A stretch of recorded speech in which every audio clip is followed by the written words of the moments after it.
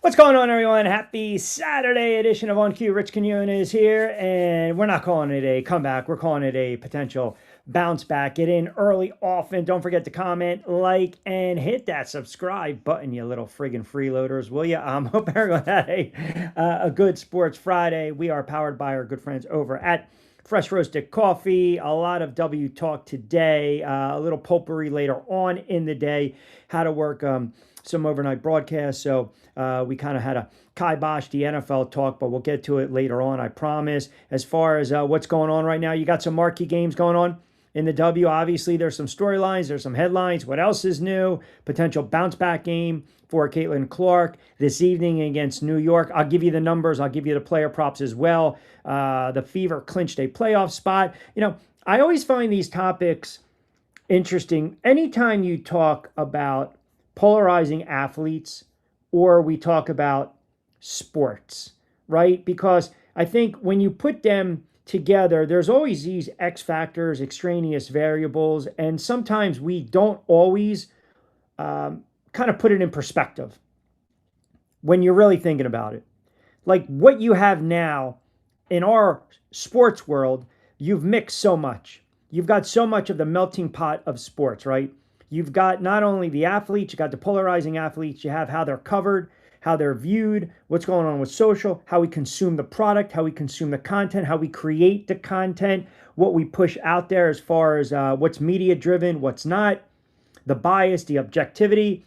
And I just want to be clear, because when we do this on a daily and sometimes twice on a daily and then during the week, anytime we're talking about these athletes, you never think for 1 minute. It has nothing to do with who they are per se, like from a personal standpoint. If you don't like an athlete, you don't like an athlete, right? It's not about attacking the athlete, but it's about having a fair and honest and genuine conversation about their product on the floor, the level of competition, how they're playing, if they're playing poorly, if they're not playing poorly, if they're playing great, and how they're being coached. And that was kind of the crux of a lot of debate and argument yesterday, which obviously it ruffles some people's feathers, which is okay. That's why we do what we do.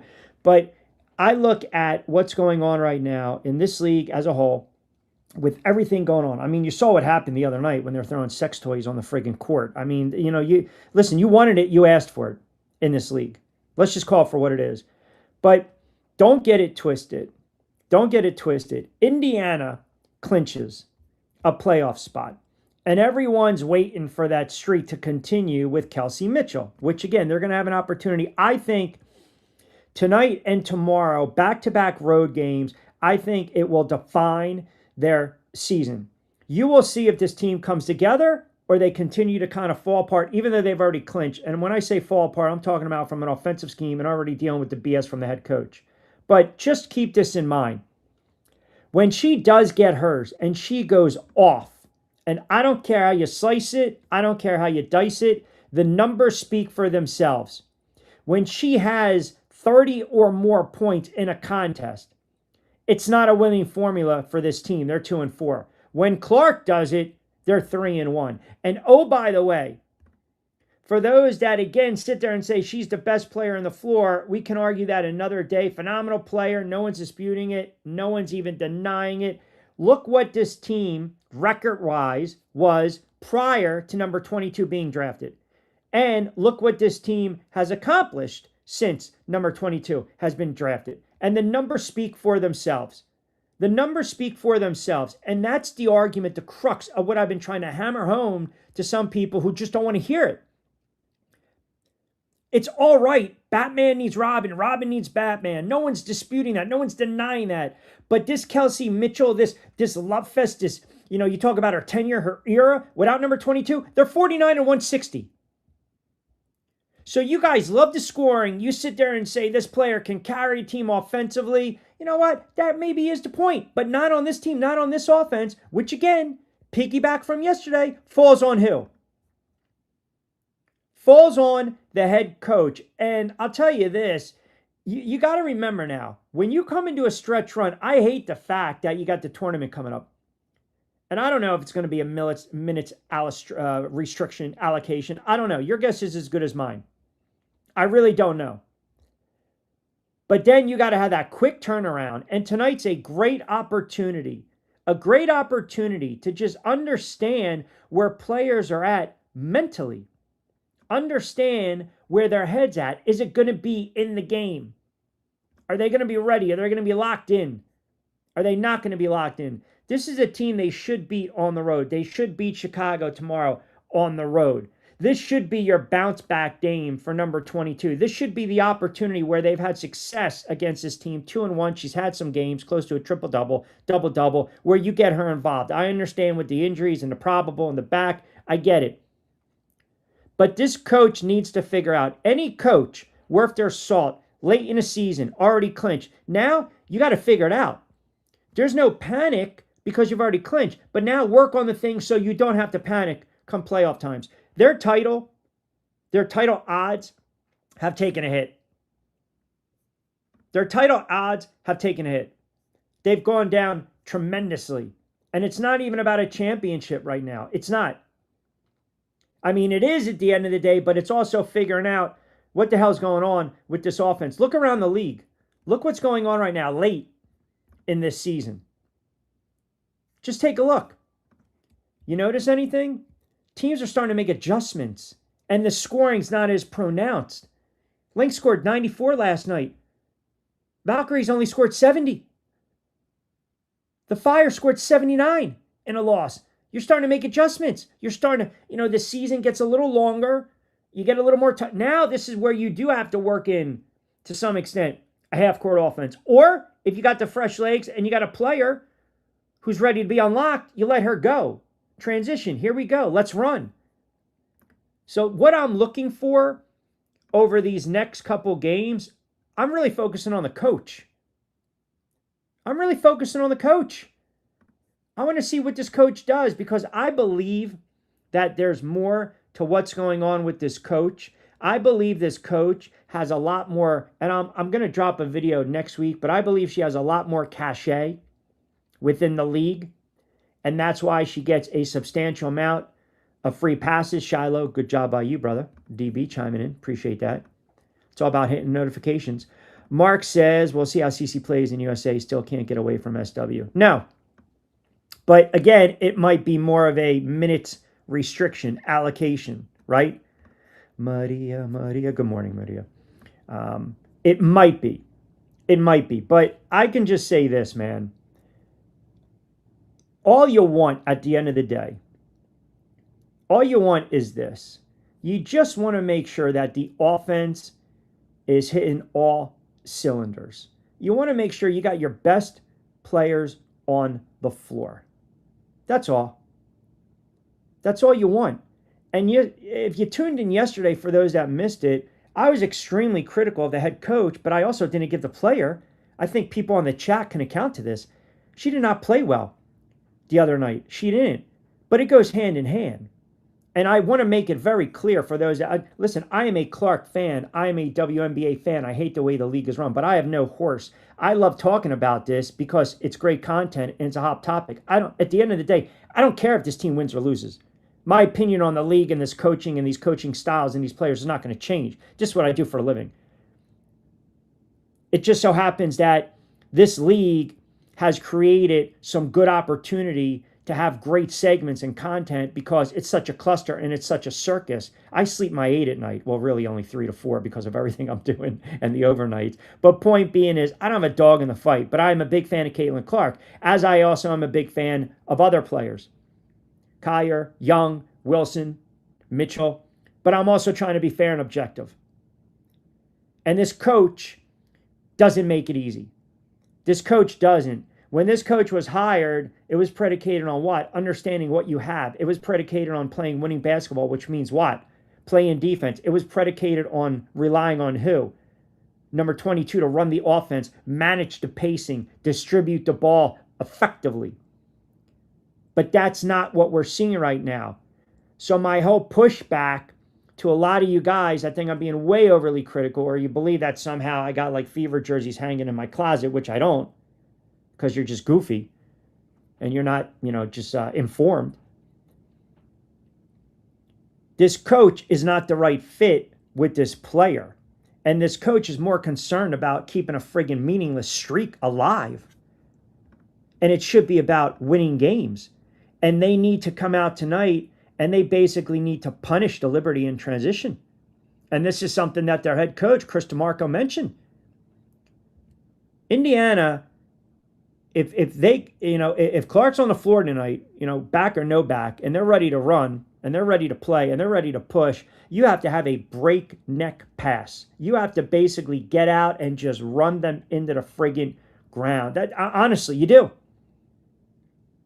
You have to. And I get the argument. When you have a great player, they're always under the microscope. She, at times, can be what I call that all-time generational flawed star. Somewhat of an enigma. She might go 25, 10, and 6, and then the other night, as we notice, she struggles. She's missing her shot. But you got to let her cook a little early. And I think that's fair. I think it's fair to describe that. I think it's fair to break her game down like that. I really do. I honestly believe that. You can be generational, but you can be a flawed star. And now defense is the way they play you, the physicality. Forget about the referees. Forget about the 50-50 challenges. Forget about, challenging the refs' calls. This league is what it is when it comes to officiating and referee. At this point of the game, I can't rely on the head coach to defend any player on this roster right now because we've seen in the past she fails to do that. So I'm way past that. Now you got to fight through it. Now you just got to fight through it. Now you got to figure out a way to make plays on the floor and make your shots. Ron chimes in, appreciate you trying to be honest about the game. Most CC fans are clearly not Fever fans. CC is great, but last game was not on Kelsey Mitchell and Stephanie White. Fever this season, actually. Oh, we got a follow-up on that one? I hope we do, Ron. Did you follow up anywhere on that, brother? Coach White can get Boston to play in the right position. It would go a long way in Fever's run in the playoffs. Boston is absolutely lost, low basketball IQ. I don't think she's processing, DB, the game quickly. But that falls on coaching. CC and most of the team had a bad game. However, this game was the perfect chance for coaches to make adjustments and to respond to adversity. They didn't. That is a problem. Here's the opportunity tonight because now, again, you know what's going to happen. I mean, we can call. Forget about the, the stats. Oh, and Ron did follow back up. I believe as by far the winningest coach in Fever history. You can check it if I'm wrong. That means nothing to me. I think but you also have to talk about the players on the floor, right? I gave you the numbers. You draft Clark, and now you're making a playoff every single solitary year. She just never makes adjustments. Don't fall in love with a record because I've seen coaches in sports win, and they've done it, and they really have no idea what the hell they're doing. Sometimes you win in spite of your coach. Now, I'm not going to sit there and say this woman doesn't know basketball. She just doesn't have a feel for this team. She doesn't. She gets frustrated every time Clark makes a mistake. She wants to pull her. She wants to bench her. Or she calls a timeout when she's cooking. So sometimes as a head coach, if you're brought in for defensive purposes, but you're also trying to build an offense around the player that you drafted that would take the franchise to the next level and take pressure off of Kelsey Mitchell, who's been getting hers for years, but yet they didn't play any winning basketball. So for everyone that sits there and says, take Mitchell off the floor, take Clark off the floor. This team's not winning 12 games. Take her off the floor next year. They're not winning 12 friggin' games. And let Mitchell go score 27, 28, and then you go back to the pre-Clark era. But again, that's not what we're talking about. It goes hand in hand. It's how we're viewing this. It's how we're looking at this coach under the microscope, right? The reality, the perception, the optics. We can break down the game X's and O's all we want. Here's a great opportunity to make the adjustments. Here's a great opportunity tonight for Steffi White to show that it's about winning, not about streaks. Now, maybe if this game had a little meaning, you still got playoff seedings, that's different. But they clinched because of a loss last night. And forgive me who lost, but they clinched. It's not relevant. So they clinched a spot in the playoffs. Now it's just jockeying. It's just position. That's all it is. And I think it was because Portland lost. So this coach needs to understand that. Let me get them cooking as we go into the playoffs. And the other thing that stinks that not a lot of people are talking about is that you got to deal with this tournament. The WNBA playoffs are scheduled to begin September 27th. This is basically directly following the regular season on September 24th. So the regular season ends almost a month from now. The playoffs begin September 27th. And they're going to pretty much crawl into mid-October. But now you got to look at, the tournament coming up, which, again, timing and logistically, it almost feels like a friggin' nightmare. Does it not? I mean, these players might be gassed, some of these players. They really might be gassed. So you might get restricted minutes. You might get, some of these players, the stars that these teams need to on the floor fresh. You might get them not playing as much. So it's like, okay, well, what the hell is the point? I know you get that week, you get that rest period, but man, that's a tough ask. That is a real tough ask on some of these players. It is.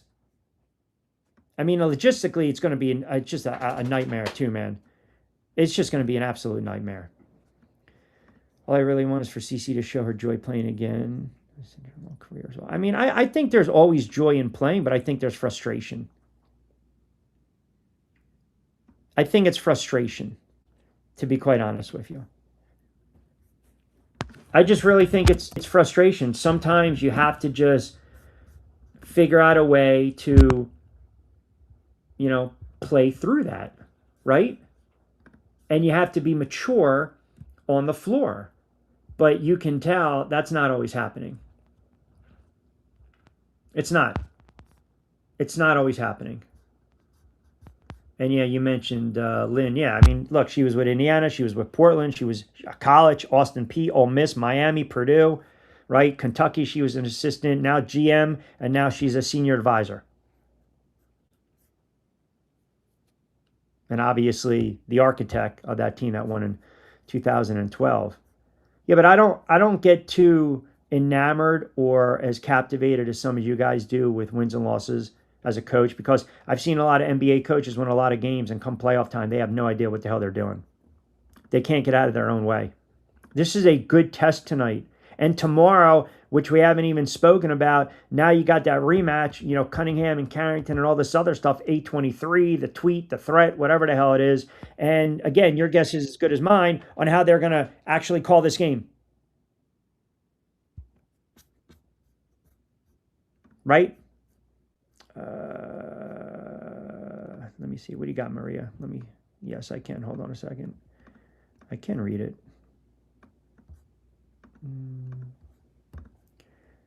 Let's see what we got. I need a wall. I would have tried KKAB and Mercedes with CC and Cam, just see what she does. You need a big. I think you mentioned that too the other day. You got to get a big on the floor just to have that presence, just to have that body. And even if you burn through fouls, which I have no problem with, right? I have no problem with that. I just think tonight's a good opportunity to it's a winnable game. Tomorrow's a winnable game. Every game is a winnable game. I don't believe it's a championship pedigree team. I still believe the Lynx are going to be the team to beat. I still think Golden State's going to be there. The Aces, that's a tricky squad as well. All I'm looking at is, do you make these adjustments? And we saw Clark against New York already this year, 22-4-10, 17-2-7. I'm not counting the Commissioner's Cup, even though she had 10-7-9. But like I said, I keep coming back to this question. If you had a player in Mitchell that's scoring all these points and having a wonderful season and a ridiculous streak, but prior to Caitlin Clark being drafted, the KM Mitchell, the Kelsey Mitchell issue, or I should say the stats, the record, if we're going to sit there and talk about or be critical of one player and bring up numbers and you don't believe in X, Y, and Z or points generated, this and that, well, I got news for you. Prior to Caitlin Clark, this franchise, this organization with Kelsey Mitchell running this offense and being the hub, the bulk of the offense, 49-160. It's not hating. It's not. Why not build an offense then around 22? Why not let her consistently man the offense? Why not have it consistently run through her? Give her the same type of support you have given Kelsey Mitchell over the years. She can elevate a team. So it goes deeper. It speaks to what we've talked about. It speaks to the head coach. So you guys can keep throwing, this coach has won before, she's played in college, she won in college, she coached in college, she won in the league, she was on ESPN. That means nothing to me if you're wasting talent, if you're not utilizing talent that you have in front of you. That is a major, major problem. It's a major, major problem. Look at what teams were in the NBA Finals 2 years ago. OKC and Indy. No one saw that coming. No, OKC arrived early in Indy. Let's be honest. The Knicks choked in that series, Shiloh. You're right. But to your point, sometimes you arrive a little too early, and you have to take advantage of it. That's the other thing. There's no guarantee you're always going to get back. If you can make a deep playoff run and set your ego aside, then do it. Ron, we talked about that the other day. They need size. They need to put her on the floor. They need to put her on the floor. There's no right. This is my whole point. There's no rhyme or reason. You're dealing with Boston. She's listed on the injury report. It sounds like one of those things that, maybe quietly she needs a rest or two. And the other thing is, if you've noticed, Stephanie White has been quietly managing Boston's minutes. Over her last 7 games, she's played above 30 minutes twice. And by the way, to further my point, as it happens, both those games went overtime. So you've got, again, Boston, you got Clark, you got, I'm just throwing play. You got Stewart heading to Berlin to play for Team USA. So AB is going to be a big part of their, USA basketball plans moving forward. So I think this is if she can't get her you-know-what out of her you-know-what, then she might struggle playing in this tournament, because I believe this will define her career and path going forward.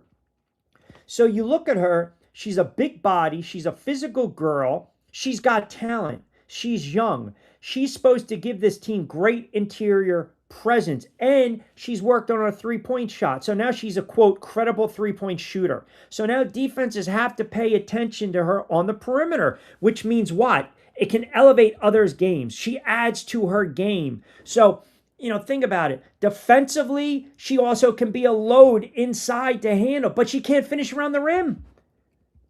That's what makes watching her so frustrating. It's not that she's garbage. It's not that she's trash. It's not that she's lazy. I don't even want to call it disengaged. I think she honestly doesn't have a feel for the game at this level. You can mask it in college because talent can trump your basketball IQ. It can in college. You can just be a physical. Look, we know Shaq is a smart guy. Shaq, really, it was basically, give me the ball in the low block and I'm dunking in college. You didn't have to worry about where Shaq was going to be on the floor. Well, you had to know defensively, but once he got on the lane and he was camped down in LSU, that was all she wrote. Like, Boston has that build. She's a strong kid. A strong kid. So they need her because they need her to command that double and that presence inside to kick out. Then if you want to, switch it and swing it over to Clark for an open three, give it back to Mitchell, let her put it on the floor. The game of basketball is not difficult. It isn't. But when you have talent like this and you can't make it work, that is a problem. Miss B, good morning from Vegas, baby. There we go, Miss B. Work until 2 today. Able to catch the game at 4. There you go. Eastern time 7, baby. Clock in, clock out. Bring that lunch pail to work. Always good to hear from you. The coach is a major problem. If you think about a question for me, why is she putting so much energy into Mitchell when she was coaching before Clark and didn't come over KM? So it's favoritism. I think we can agree. I do. It's favoritism. I have a suspicion that Boston is going to need surgery after the season. She's fighting through injuries. And sometimes what happens at the end of the season, you hear about a player needing surgery. Quietly, they just kind of go about their business, right? And that might be the case. She's had lingering lower leg knee issues. And she had that hard fall against Seattle in late July. Look, she's not a trash player. She's a frustrating player. And I know why people, anytime you have a player that you believe is talented and they sign a historic deal, then you want what? You look at Boston and you look at 4 years, $6.3 million contract extension. Oh, by the way, it runs through 2029. It's the richest total contract in WNBA history. She was the first to utilize the Epic provision, right? But then you look at that money, you look at the contract, and as fans, what do we do sometimes with players? We look at the money, and then we turn around and we look at what? 16 and 8. Is it a steady Eddie? Can it be 18 and 12? That's what we're really paying you for. 18 and 12, 2 blocks, maybe a steal, 3 blocks, little interior presence. That's why fans get frustrated. That's why fans get frustrated, because we want to match salaries with production, and it doesn't necessarily always work like that in a perfect world. Interesting to me, the same owners own an NBA and WNBA team. Halliburton to build around. Clark is not. Interesting point. We see the same thing. Mika chimes in. Micatron, I like that. We've seen the same thing with Chicago and Angel Reese, double-double streak. Yeah, but I think it's different, though. You're talking about a player, with all due respect to Angel Reese, misses a lot of bunnies, so she's already positioned to get her rebounds. That is just my opinion. So it pads her stats a little bit. And I'm not trying to take anything away from Angel Reese. I'm not. I said this on the air yesterday on the record. I don't believe there's a player that has more energy working hard on both sides of the floor. I'm not making light of it. I'm trying to be sincere and genuine. She gets a lot of her rebounds because she doesn't know how to finish around the rim as a player. She's got to learn how to finish around the rim, and then her numbers will go up. Now, it might cut into some of these rebounds, but her points per average is going to go up. She can be a solid 18-point scorer in this league, 18 and 8, as opposed to, say, 14 and 12, if she worked on her game. The difference between that, with all due respect, I believe it's apples and oranges. Mitchell, they're just looking for her to score. They just want to keep a streak alive, and you're talking points. In this situation, because they're force-feeding her the ball, Mitchell, early on, they are what? They're ignoring their playmaker. So that means it disrupts the whole flow of the offense. Mike chimes in, Q, do you think Boston purposely ignores Caitlin Clark? I went back and I watched a couple games that I recorded. And I went back and I looked at some of the highlights as well. I don't believe she's doing it on purpose. I don't. I believe she just doesn't have the basketball IQ to know what's going on. I'm not calling her a dumb player. I'm not calling her a stupid player. When I say she doesn't have the basketball IQ, she doesn't understand spacing and positioning on the floor. Maybe it wasn't really instilled in her in college, but on this level in the pros, it's got to be coached. You have to be coachable. She's got to get coached up. And then all of a sudden, I think you will unlock a talent that equates to her contract.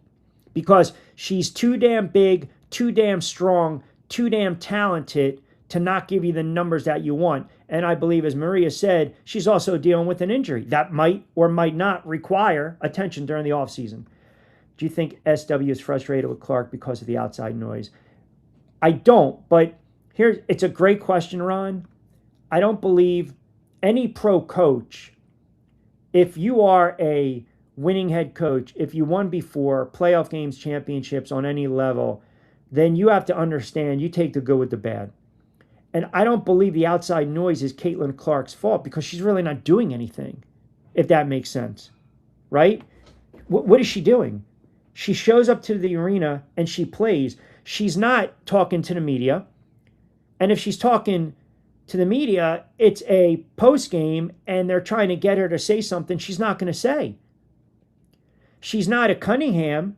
An article doesn't come out on ESPN, and an article wasn't kiboshed by the Seattle Times, and the reporter quits. So Cunningham says what she says about trans athletes, and she's got all these reporters in her face. She's doing her pod. Caitlin Clark's not doing that. Caitlin Clark, I think, just gave $2,000 or $3,000. I guess a Fever fan passed away. She quietly just went about it and contributed. That's who she is. The outside noise that was a conversation when she finally spoke up after the foul against Thomas. And she denounced the physicality of the league. She denounced the poor refereeing. But she also went on the record and she denounced what? All the hatred. I just think this coach and this player don't mix. They don't gel. That's all. And we've seen it sometimes. And in different sports, you and I know, in the NBA, when you have a star, you know this. In the NBA, when you have a star athlete, a star player, and a head coach that don't get along, who's the first to go? It's not the star player, man. It's the head coach. Pam, thank you very much. Bounce back load in 25, 10, and 8. There we got it. Close to a little triple-double. There we got it. They prioritize their double-doubles over the team winning. Yeah, I don't know. I'd have to be honest, I watched their games. I watched the league closely. I never really thought of it in that regard. I think the issue, though, do they have a Caitlin Clark on the floor? Right? They don't. Indiana has a Caitlin Clark on the floor. Like, Atlanta doesn't have a Caitlin Clark. But Indiana does. And they're more inclined to what? Get Mitchell involved in the offense. That is a problem. Tonight should be a fanatical pace. The total is, I think, $1.85. It's already played to Indiana's favor, 12 games. That's kind of the price range. They're right around 98. It's dipped a little bit. I think they need this game to be well over 100. I really do. I think they need to push. And this is a game where let Clark get off early. And I guarantee you, I trust me, let her get off early, and if her shot's knocking down, Mitchell will still get her 20-plus points. She will still get, and the streak's alive, and you pick up the win. But the pushback is, I'm tired of the streak because it should be about wins and losses. And if you're going out of your way to placate one player, that is a problem. If you're going out of your way to make sure one player is always into the offense, that is a problem. When a player is being paid that much for being a center and she is playing the guard position most of the game, the team will not get their money's worth. Excellent point, because that is from what? Coaching. The hub. So to your point, that's an excellent point. That is an extremely astute point. When you have a player of her size and her talent, I got news for you. This ain't the friggin' NBA. I don't need your ass hanging out beyond the arc. Why? Because you can knock down a three. If you're going to really have that hub, you get everyone's little tushy and hiney up the floor as fast as possible. And then if it's there, you penetrate. If not, you set up your half-court offense and you get her down on the low block. You get her down on the low block. Or you create a little space, foul line extended, two-man game, ISO, pick and roll, curl, get to the rim, get to the bucket. That's when they're at their best. This hub nonsense, I mentioned it the other day. This is not coaching. This is not coaching. Do some basketball fans really understand what that means? Like in basketball terms? Because I know people like to throw out certain terms, but they really don't understand what it means. You're basically putting the ball in her hands, which means you are, what? You're hoping that she can create. So basically, you've got a skilled center or forward, and now all of a sudden, your whole passing and decision-making system, your mindset flows through her. So tell me, how does it make sense? I'll give you a perfect example. In the NBA, they run a hub for Bam. Because he can put the ball on the floor, he can shoot a three, he can go to the tin, he can face up, he can play his back to the basket, he can spin around, he's a physical player, he's got natural God-given talent and ability, and he can score. That's different. I don't need Boston to be at the top of the key and then, get and receive and give it right back to Caitlin Clark, who's fighting through screens and the shot clock's winding down. And then when Clark gets doubled or tripled, the ball out of her hands, that's when you give it to Mitchell, and it's ISO. So really the hub is a three-player. It really is. If we're defining it by the Fever standard, it's not the definition, the basketball, Dr. James Naismith, or whoever, created this back in the day, legit definition. I can't trust her to put it on the floor. She gets it, she holds it up high, and then she hands it back off. It makes no sense. That's coaching. It's bad offensive scheme. AB's head is more of her podcast. She's already guaranteed millions from the Fever. You might be right. I don't know. I can't sit there and say that she's 100%. It's like when someone sits there and goes, well, that player got lazy in the offseason. They won a championship and they did commercials. Well, of course, they're going to travel. They're going to enjoy it. They might get a little fat in the offseason, but it doesn't mean that because they celebrated in the offseason or did the book tour or were in a movie or something, they didn't train hard enough. I mean, look, every player's doing a podcast now because they understand the clicks, the views, the content, the branding, an opportunity for advertising.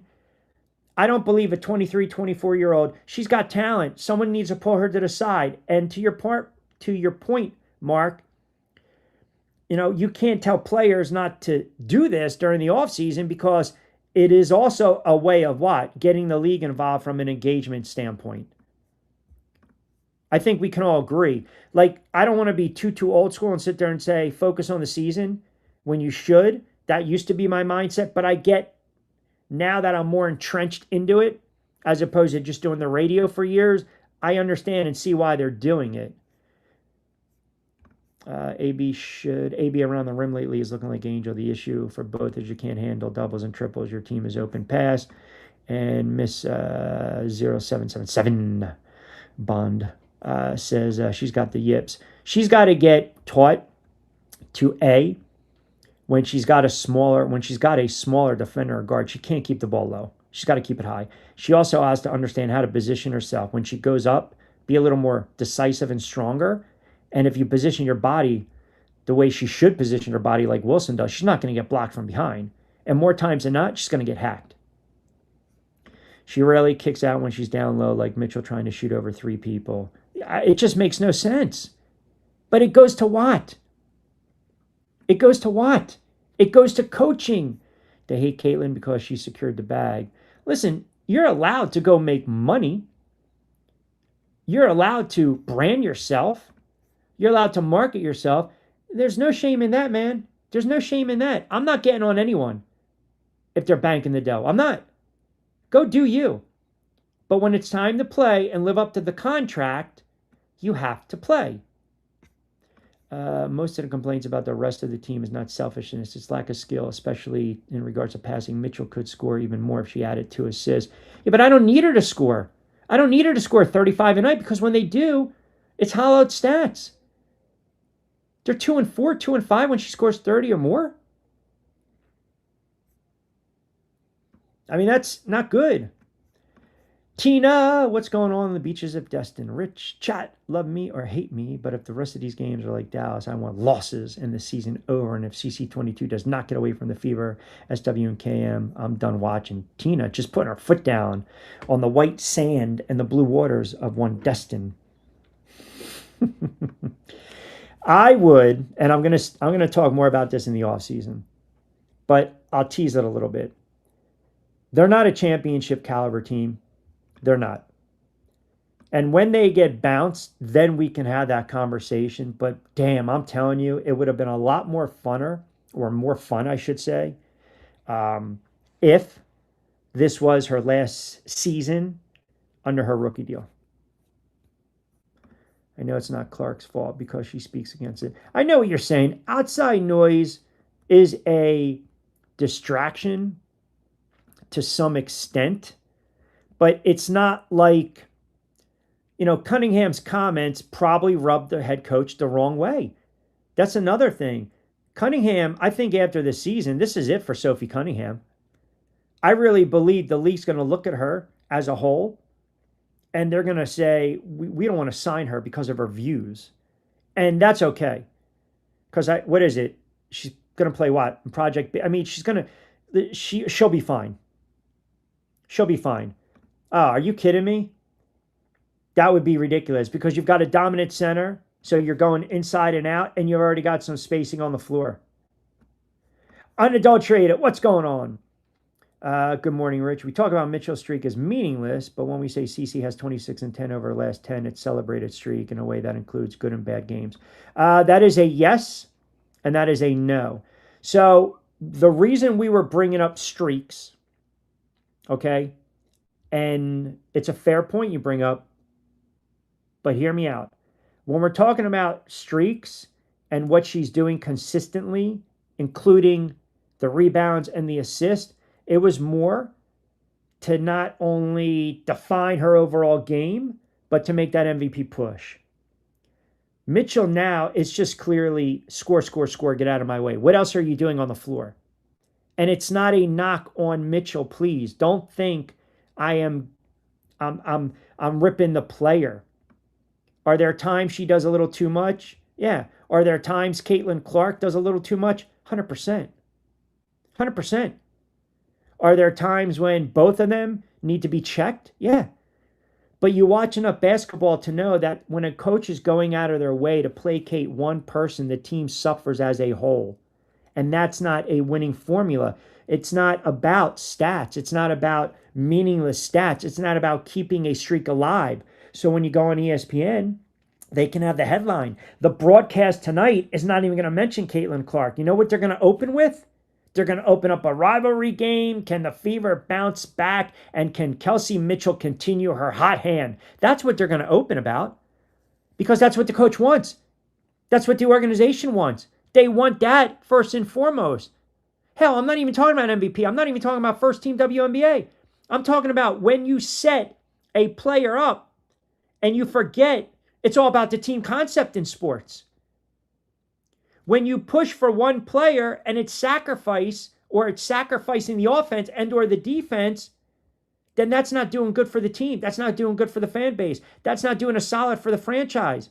That's basically going out of your way to have a player get her shine so you can say, I told you so. Or because you like the player who, oh, by the way, again, no disrespect to the player, but prior to Caitlin Clark being drafted, that player, her era, 49 and 160. The numbers don't lie in that regard. They just don't. It comes back to coaching and what's the right fit and what's not the right fit. And at this point, something has to give. If they're going to build around KM, then you build around KM, and then you figure out a way at its highest point, peak, the season Caitlin Clark is having, even if she gets a little love in the MVP conversation, even if she's first team WNBA, which she might maybe not be, then you trade her, and you just basically get a queen's ransom, and you move on. You let her go do her thing, and then you really build around a 30-year-old whose legs might get tired in a year or two. That's all I'm saying. That's all I'm saying. Like, there's no perfect player out there. Caitlin Clark is not a perfect player. She's not even remotely close. She's a generational talent. She's a flawed superstar. She's got to work on her handle a little more. She's got to be a little more cautious with the basketball. She's got to learn to move her feet a little bit too with defense. But we also know no player, and again, these are facts. All you need to do is watch the game on a nightly basis. No players guard it like her. She's got to learn to fight through that. If you're not going to get the calls, man, you got to figure out a way to generate points another way. And that doesn't include chucking up threes from the logo. But to her defense, and I hate saying this because it sounds like I'm talking out of both sides of my mouth, she gets fouled a lot and never gets the call. So eventually it's going to wear on you. She needs to mature. She needs to understand that she's not going to get 6 or 7 fouls, tagged on her every night. And if a shot's not falling, then you got to put her on the floor and get others involved. She's not a perfect player. But she's a hell of a friggin' talent, and they're foolish because they're not utilizing her. They're just not. They are not utilizing her. I don't need Boston at the friggin' hub or walking the ball. That's not your job. Get your ass on the low block. Double team, kick, swing it. Here we go. We're off and running. Get out in transition. Rebound, quick outlet. Get out and run. You got a great point guard with vision and a scoring machine who can take it to the rim and finish in Kelsey Mitchell. I mean, come on, man. This team, yeah, you clinched, but this team should probably have 4 more wins. You should probably tag 4 more wins with this team, and I can make an argument they lost 5 or 6 games because of freaking coaching. Now, all of a sudden, now you're at 29 wins, and you're fighting, you're sitting and jockeying for that 2 seed because you don't want to have to deal with Minnesota. You don't. That's a matchup nightmare. So you look at the standings, you get the 3, the best case scenario. You get the Valkyries in the second round. You want to match up rather than see Minnesota in the second round. Because Golden State, my opinion is they're more of a regular season team. And here's a game that's winnable tonight and tomorrow. And if you talk about the Aces, they're good, but I don't think they're the toughest matchup, right? It's going to be physical. Why? Because you got the MVP and you got the Hall of Famer. And maybe you're a little fatigued. Maybe you catch them on an off night. It just boils down to coaching, man. It really does. And a lot of times, coaches can ruin franchises or they can elevate the franchise. Jay Hoover chimes in. Soft-spoken, never direct when it comes to CC. She gives just enough for fans to defend her. Okay. I kind of ripped her yesterday. AB bringing up the ball up the court is a losing... It is. It's losing basketball. 30-plus games, KM 2-4, CC 3-1. Yeah. I'm again, and Jen, you got to look at these games as a whole, right? You got to go back and say, okay, some of them in OT. Did she have a couple moments in the fourth quarter? It's not about who's the better player.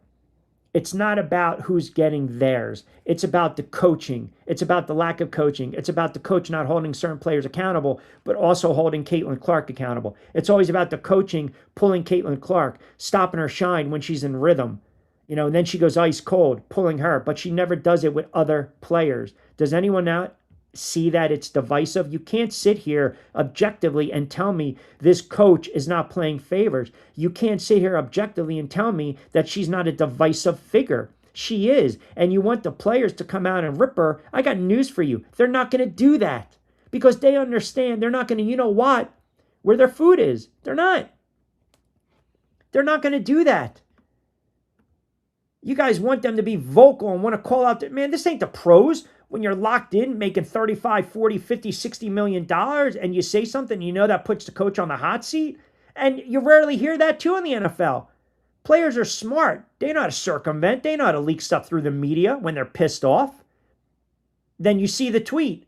Look for them. Look for the Eagles when A.J. Brown was around. Look for them to force feed them the football. That's A.J. Brown's of telling the local Philadelphia media he wants his reps. Now, obviously, he's in New England, but you understand what I'm saying.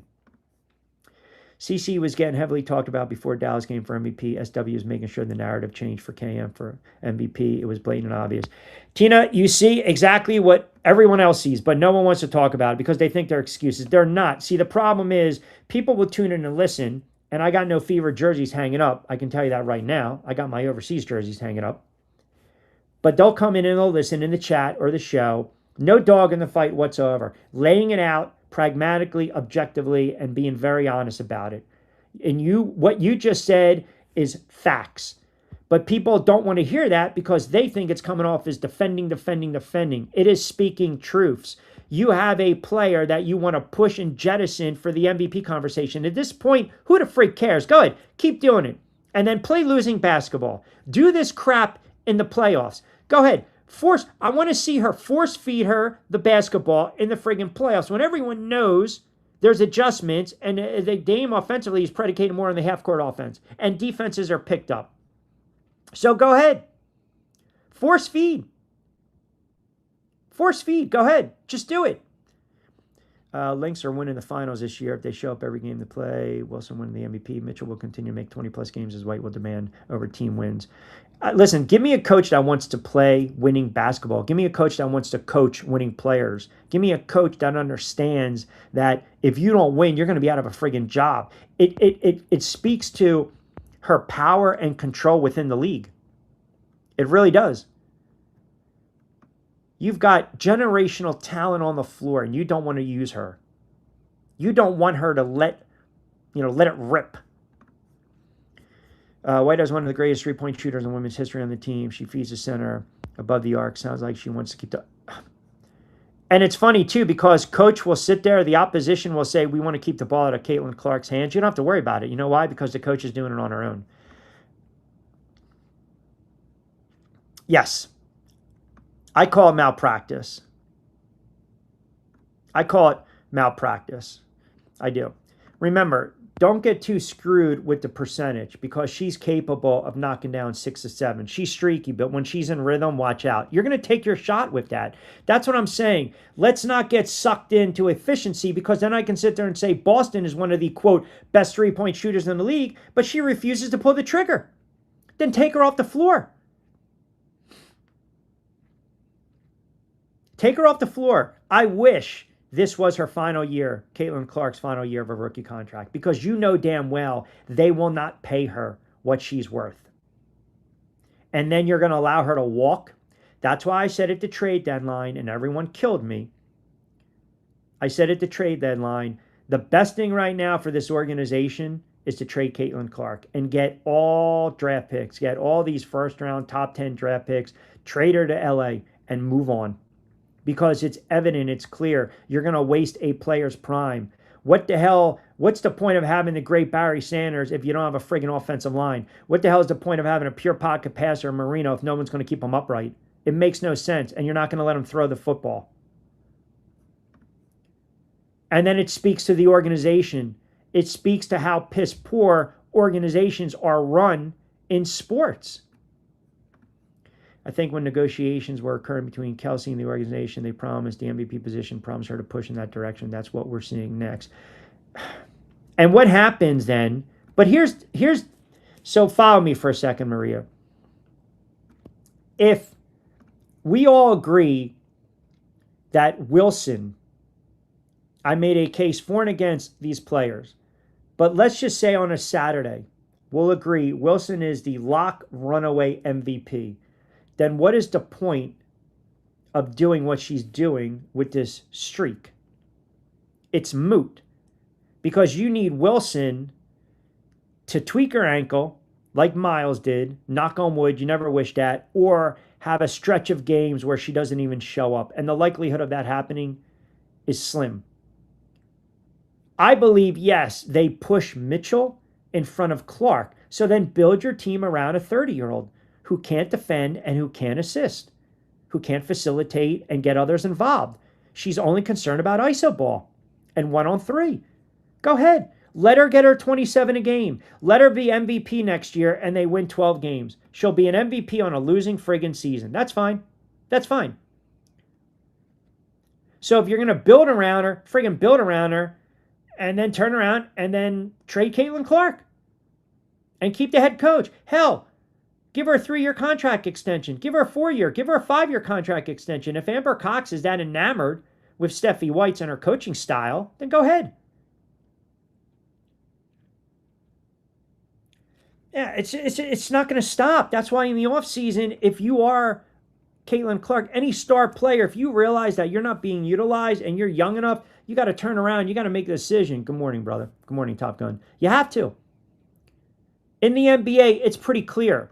The head coach gets fired. The superstar doesn't. Why? Because they're tapped into what? A max deal, a max contract. There's rarity where you're forced to move them. There's rarity where you're forced to move them. But in this situation, not happening. It's not. Correct. I've said it 1,000 times. 49 and 160. Correct. So let her go and get her 27. It's not personal. It's not against her. It's about how the organization is being run. In any sport, it's malpractice. Any other sport, especially if this head coach was a male, they would be ripped on TV. The networks would destroy them. They would be out of a job. But for some reason, she's Teflon. She's untouchable. She's 100% Teflon. I don't think they'll match up well with the Lynx. I don't. See, they have a problem. No matter who they face, if that team has any ounce of size, which the top teams do, they're going to be in trouble no matter what. Let's just call it for what it is. The Aces, you know, you got to what? You got to get who out of their game. That'll be a physical game. So depending upon who they get, again, you know, when you talk about matchups, who would you rather see? You want the Lynx down the road. And you're going to be banged up and you're going to be fatigued. But they're not built like a championship team. So if you're not built like a championship team and you know you can get a boatload of draft picks for Caitlin Clark, then trade her. Do it in the offseason. Do it in the offseason. Unadulterated, why are you here? Rich is proving to you how they are crippling Clark. Get your head in the game.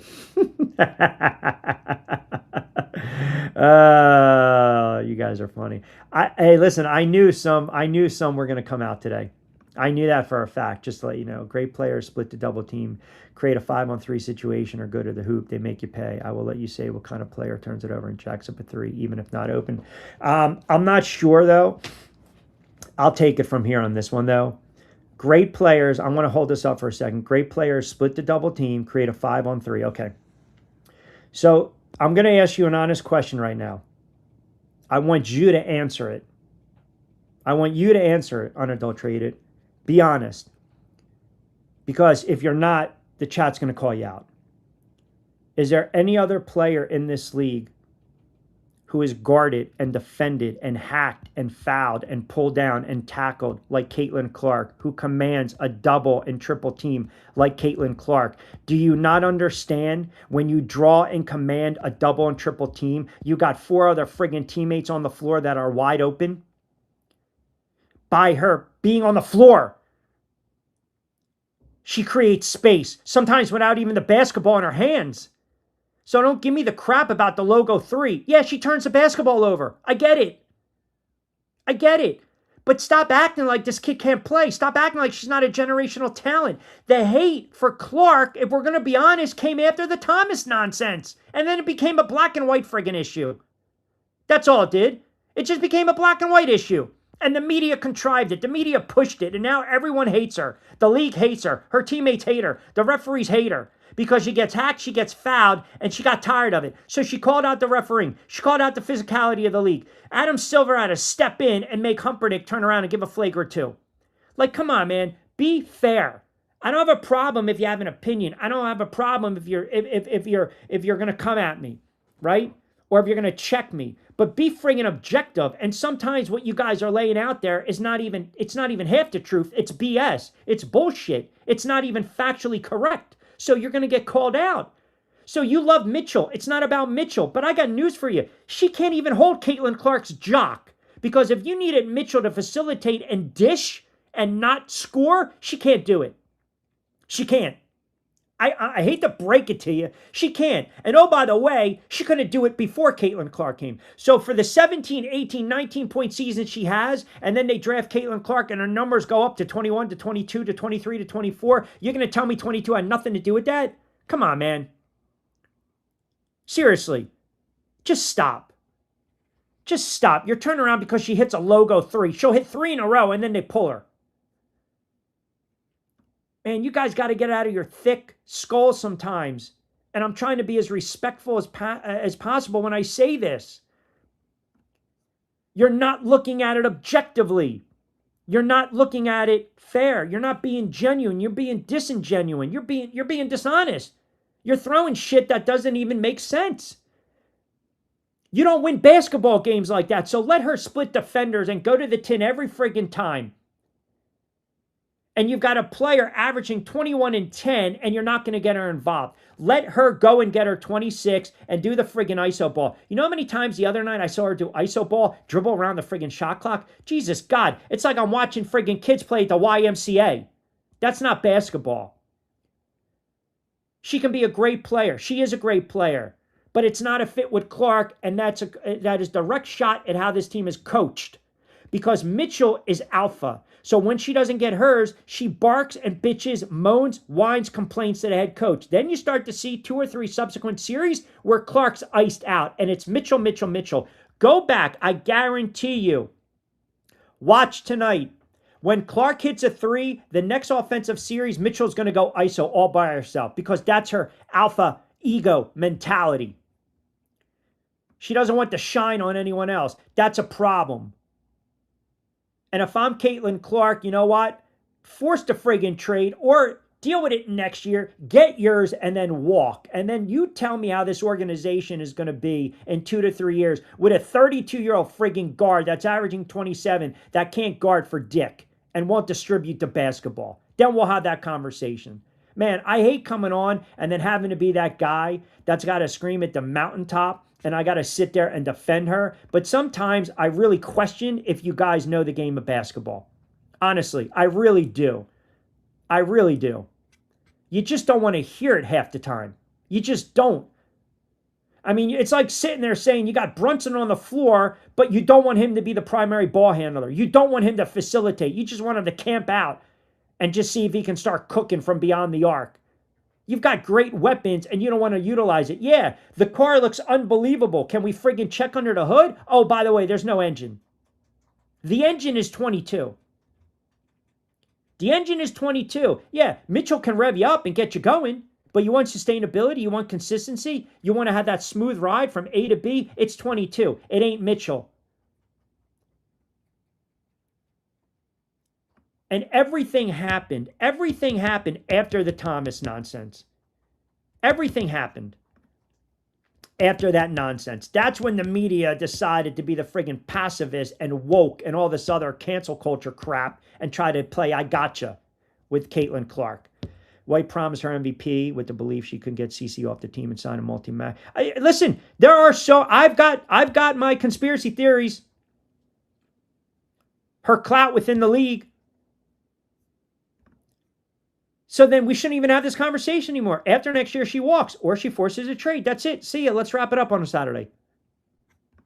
Organization can't see the forest for the trees. Shout out to my dad. Oh, I like that one. That's an all-time saying. Fever should trade her.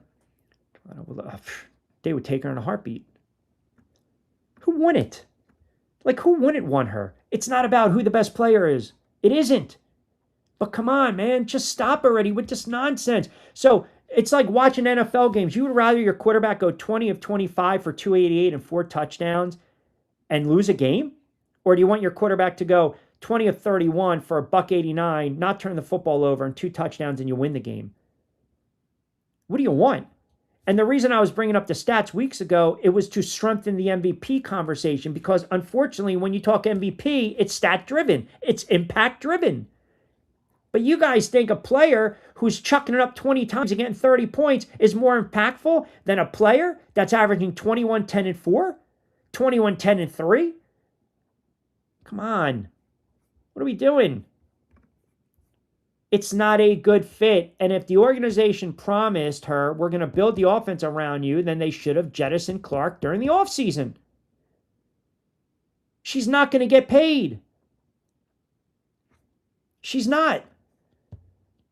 Possible begged her to say one more year no, and she can't keep the big 3 and helping Kelsey do a 3. I mean, it's just, the politics are just utterly ridiculous, man. It's utterly it's sickening when you really think about it. It's sickening because I've seen it on the pro level, man. I've seen players get screwed. You know, I had James Hasty on the other day. I'm going to have him tell the story when he comes back on the air. Played for 10 years, DB, high level, was also on the ballot for the Pro Football Hall of Fame. He was telling me how when he was with the Jets, they were screwing him with the contract. They were trying to pull money from his contract to pay other players. I mean, the politics in sports is utterly ridiculous. It really is. And this whole argument, stop watching, don't go to the games, that's never going to happen. These fan bases love these teams in these markets because that's all they have. So they're going to keep going. These young kids want to keep going to these games. But I'll tell you something right now. You let her walk, you trade her, you're not going to get the attendance you've gotten over the last several years. You're not selling merchandise like you were selling the last several years. And oh, by the way, let's just say for argument's sake, all the Kelsey Mitchell fans, and again, it's not personal towards KM. Trust me. But all the fans that keep throwing KM in my face with her 30 points, this, that, and her streak. Okay, are you, ask an honest Indiana Fever fan, next year, are you going to the game to watch Mitchell or Clark? And if Clark's not on the team, you really think these fans are going to this friggin' game? You really think they're going to support the team like they've supported the team? And again, it's not personal. It's just that you basically jettison, let the best player in franchise history, let your generational talent, let an all-time great already who's only 24 walk, or you traded her. There's going to be a revolt. There's going to be a pushback. But my God, they should have done it at the trade deadline. Because now we would have had this conversation. Mitchell's still getting hers. They're losing games. And then what happens? The organization is going to be forced to fire Steffi White, bring in a new head coach. Caitlin Clark's already in LA doing her thing. Here we go. You got all your draft picks. Now you're going to see, you're going to draft a bunch of young players. And at 30, you're going to start phasing out Mitchell. That's the smart play if you're going to rebuild. But they're not going to do that. They're not. They're not going to do that. CC touches someone with fingertips. They say it's illegal. I'm telling you, this is why when I posed a question, no one will honestly answer it. That, again, is the pushback. The anti. You can't have a conversation and an argument and not bring up the fouls and the illegal contact because it does disrupt the flow of the game. Those are facts. You can't have a player that's basically mugged in the alley and then when she runs back on defense and blows on a player's neck, there's a foul. You can't overlook that. You can't. There's no player in the league fouled as much as she is, and she doesn't get the call. You can't tell me any different. Go watch every single solitary series and play from this season. I'm just so tired of the ISO ball. I'm so tired of you force feeding. No other players guard the way she is, but they do so because defenses know she's a threat from deep, but also because they think she gets rattled. She can make great passes, sure. I don't think she gets rattled. I don't think she gets rattled. I don't. I think sometimes she's got to learn. There's a difference between rattled and having to play within yourself. I think Boston gets rattled and doesn't understand positioning on the floor. Rattled to me is when you've got 4 or 5 series. Rattled to me is a young wide receiver that drops that first pass and they look him off, and then the third down, they throw it again, and you see his eyes, right? He's not looking at the football. That's rattled to me. Dribbling the ball off your foot or getting double teamed and getting hacked and then it goes the other way, that's not rattled. I don't believe she gets rattled. She's too smart of a player because you look at her court vision. I think a lot of it has to do with the mind games that her coach is playing with her. So you say rattle, I say overthinking. I say worried about getting pulled. Worry about if the next shot she misses is going to lead to a benching. No player in any league on any level wants to keep looking over their shoulder when they make a mistake. And that comes to trust. It's what we talked about yesterday. It's about trust. Your coach needs to pull you to the side and say, you're a great player. Let it friggin' rip. Make a mistake. It's okay. Just don't make a mistake that's going to cost us the game. You can live with a turnover in the front court. You can't live with a turnover in the back court. You guys know that. So yeah, when she turns it over in the back court and you get a quick bucket, that's on her. She's got to get her head up. She's got to pay attention. She's got to focus. When she doesn't get it across the timeline, that is a lapse. That's unacceptable. To be as great of a player as she is, that's unacceptable. But that comes with maturity. Just like I was saying with Boston, she's too talented of a player. She's too talented of a player to not get coached up. And she's struggling because she's overthinking, she's pressing, and the coach is not coaching her to understand where she needs to be on the floor. And this stupid hub makes no sense. So you look at her contract, you look at that deal, you look at one of the richest contracts in WNBA history, then you tag her stats. They need to be in line, and they're not. Because more times than not, she disappears. She disappears. If you're going to sit there and say their odds to win a championship are like 12 to 15%, well, if you had every player engaged on the floor and you actually played better defense, and in the offseason you turn around and you acknowledge you needed a rim protector in size, I got news for you. They'd be right there as one of the top 2-3 teams in the league, and they would compete for a championship. They didn't address the needs in the offseason. They got cap issues. They gave Lexi a ridiculous contract. The money that they're giving Boston, it's not panning out right now. They paid Mitchell. They're going to have to pay Clark. They've got issues going forward. They have issues going forward. So any organization, when you know they are what I would call the NBA version of purgatory. I would call it purgatory. Is there currently any franchise that will let Clark be Iowa Clark? We can see she can play in other systems, but it seems to make her reduce pace, handoff instead of passing, zero in transition. I think you have to have the right coach. And listen, I believe you don't want to hear it, Paul, but I, in my heart of hearts, believe there is a conspiracy to not let her get hers. And I know you think it's insanity, but that's also your bias against Caitlin Clark. Now you'll throw back to me that I'm not being objective, but you watch basketball, you know basketball, you're going to tell me that they basically gloss over her when she's hacked. They don't blow the whistle when she's fouled. The coach doesn't challenge 50-50s. Come on. I mean, you guys want to sit there and say, well, you know, when you're guarded the way she is, do you know why she's guarded the way she is? Because she's a great effing player. It's like a badge of honor. It's a badge of courage. If you stink, I don't care where you're at on the floor. I'm not going to pay attention to you. But if you're great, I'm going to knock you on your ass. That's how they treat her, because they know how great of a player she is. So they want to take the ball out of her hands. You don't have to worry about that. The coach does it on his own. Reminds me of Sanders making records, but the Lions not making the playoffs. Someone made a video of all the hacking against CC in Dallas. It was disgusting. People don't rough you up because you suck. Correct. They only deal with you if you're a great player. That's all. That's it. Don't you want a coach that, again, is going to put the best product on the floor? I'm telling you right now, man, if they decide to not give her what she's worth, it will be contentious. It will. It will. Because this is where they're at a crossroads. It's like that love-hate relationship. They love her because she puts fannies in the seats, right? They sell merchandise, and they get a substantial amount of ratings with these broadcasts. But they also don't want to placate to her. It's the puppet theory. They want to use her. They're pulling the strings. If it works for them, they're going to keep doing it. But once it starts to benefit her, they're not going to do it. That is a problem.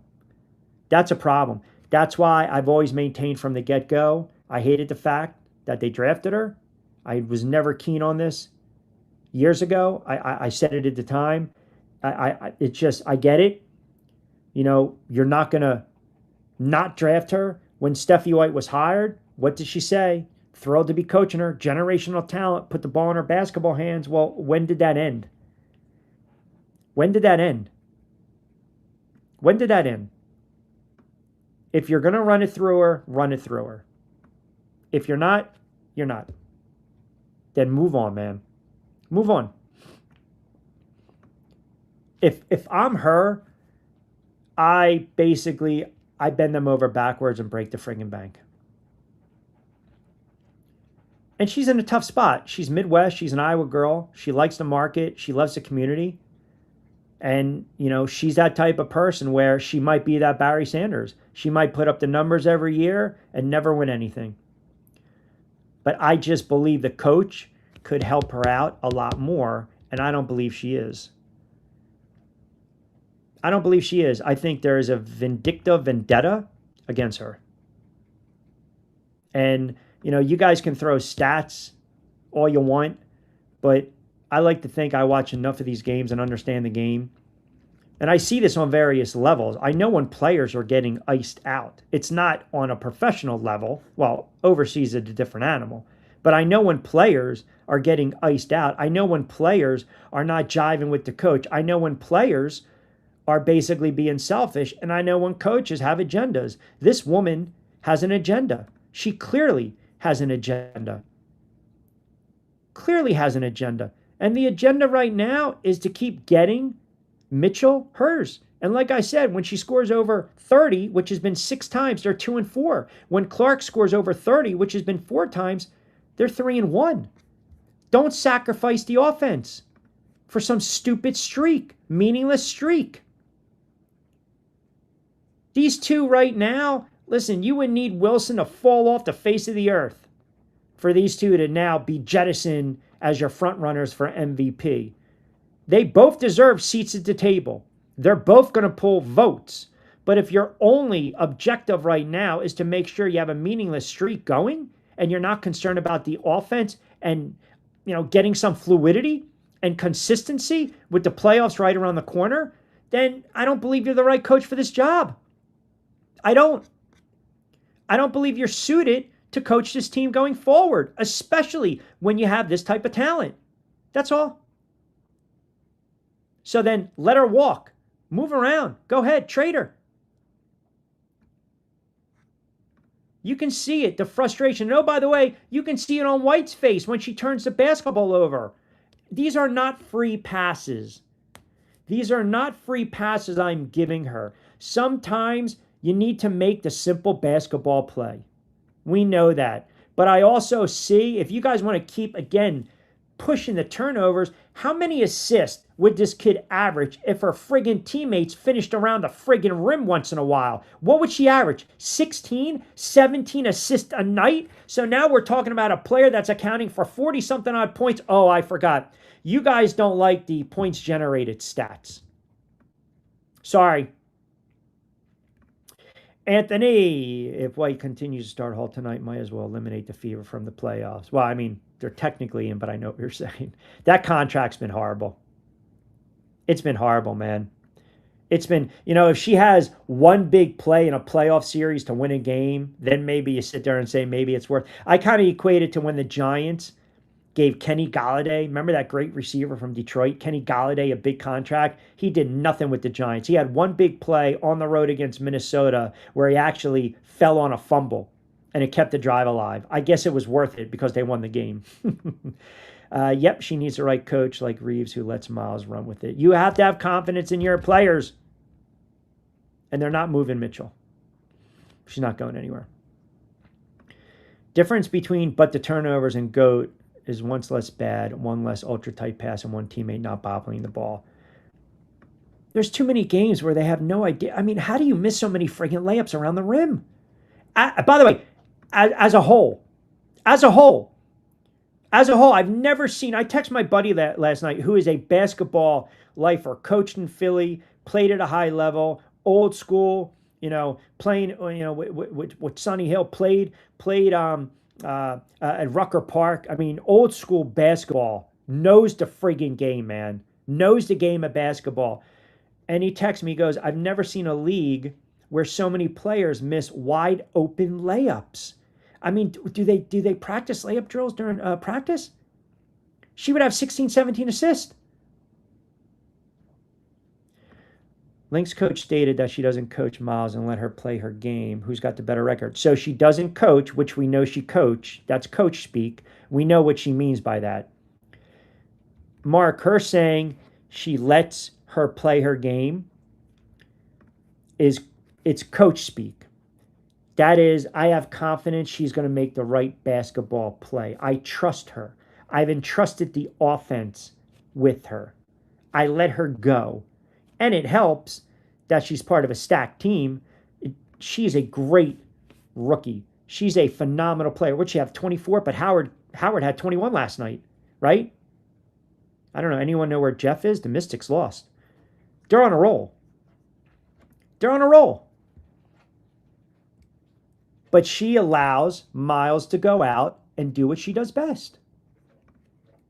She allows her to do what she does best. Now, look, I don't hear a lot of people bitching and complaining about the turnovers with Miles. I can go back and look at our games, 2-2, 5-2, 4-5, 5. We want to have that conversation. 5 turnovers, 5 assists. 5 turnovers, 8 assists. That's a bad ratio. So, again, I'm not picking on her. Rookie of the year, bag it and move on. She's a phenomenal player. She's a wonderful player. She's 23. She's a beast. She's a great player. There's great guards in this league. She's special. But to your point, the coach basically backs off and says, let's go. Because they run their offense different. That's called utilizing your skilled players, understanding the talent on the floor. This coach, none. None. Absolutely none. She just doesn't have a feel. That's all I'm saying. And at this point, at this stage of the game, man, who do you have pictures of? Right? Jordan had 4 coaches in 56 years before they got that correct one. Then he won 6 chips. Well, listen, he had Doug Collins that had a great run, and then all of a sudden, right, you get the triangle offense, you get the Zen Master, and here we go. But Jordan had his Robin. And Jordan also, I mentioned this the other day on the air, I think it goes overlooked. The greatness of Michael Jordan, go back to those NBA finals and look at the clutch moments, right? Who did he find? Right? The ball's moved around. Hodges for 3, Paxton for 3, Kerr for 3. It's all about having trust in your teammates. I saw Cunningham basically look off Clark the other day. I saw Boston trapped, doubled. Clark's right there in the corner. They looked her off. So again, it's semantics with how we define if she gets rattled or frazzled or nervous on the floor. It's splitting hairs, man.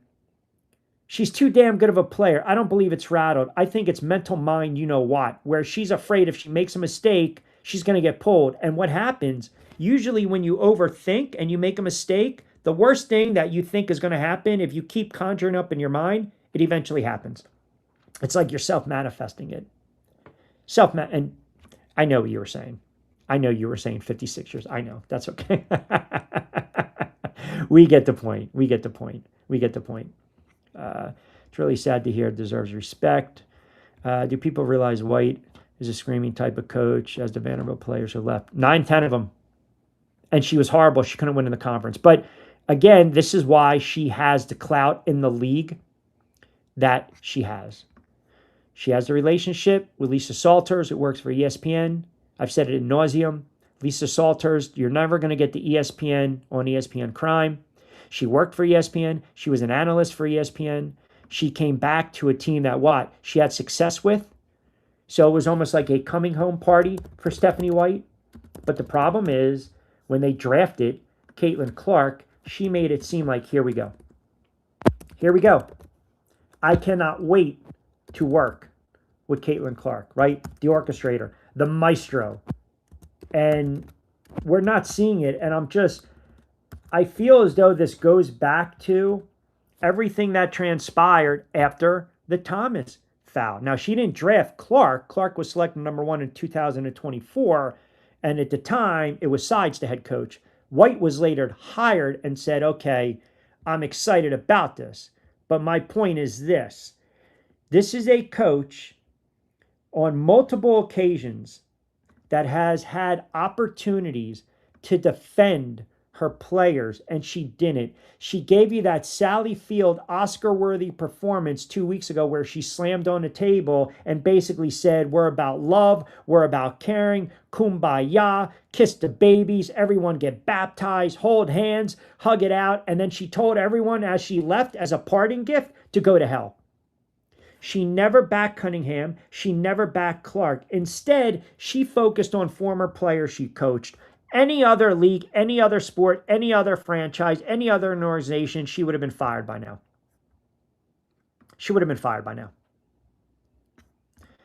Commission's bad. The league is bad. The refs are bad. Everyone, including her own team, are jealous of her. Do you think refs swallowing the whistle is the refs' way to dissuade the flopping? They may be very saying, you get paid to play, we get paid to ref. Should they focus and play the game, in my opinion? No, I don't believe they're swallowing the whistle. I believe they're just not calling the calls the right way. I think there is this push, this agenda by the league, and I'm sorry if you guys think I'm goofy with my conspiracy theories, right? I got to take the way. Because I've been on the air for 123 and I haven't taken a drink. It's good protein. And my fresh roasted, by the way. I think there is an agenda by the league that they don't want Caitlin Clark to put up phenomenal numbers and keep breaking these records, because then their hand's going to be forced sometime down the road in the future where she has this legendary season of 23, 10, and 6. She's the runaway MVP. They don't want to give it to her. The league, this is going to be a harsh truth for some people. They never planned on this explosion, if that makes sense. They never really planned for this player, who everyone knew was going to be a dynamic player. They never planned for the marketing boom, the branding boom, the buzz. But they had no problem cashing that friggin' check when the networks were coming with 10, 11-year broadcast deals. They had no problem putting money in their pocket from all these merchandising sales. They had no problem when she was filling out arenas. She's a mercenary in this league. She's a mercenary. They are using her. They are basically milking her dry for every friggin' cent, penny, dollar they can get out of her. They know that. They're using her. So if I'm using you, I'm not going to treat you right. I don't give a shit how I treat you. And that speaks to how they're also calling the games against her. You guys see it. It's plain as day. Whether you don't like her for whatever reason, you can't deny it. But I guarantee you, if the referees, and here's another harsh truth that might turn some people off. If the referees in this league were calling games like they call Caitlin Clark games, meaning they never give her the benefit of the whistle, but yet they tag her with BS fouls. If they did that against Wilson, Miles, Mitchell, you would be going nuts. You would be going nuts. And again, I don't like bringing up that type of stuff, but that is the reality of this league. They do not like Caitlin Clark, but they have no problem benefiting off of what she brings to the table and off the floor. She is plain Jane Middle America. That's not what this league is. They've made it clear. They've made it known. That's why the media treats her the way they do. That's why when you listen to some of these just jackass announcers talk about the sisterhood, there's no sisterhood. It's a league. It is a league. Everyone should band together. It shouldn't be an isolated group based on X, Y, and Z. Sexual preference, sexual orientation, black, white, yellow, green. But they have made it that way. So now you've got the little redheaded stepchild on the other side of the velvet rope. They ain't letting her in the club.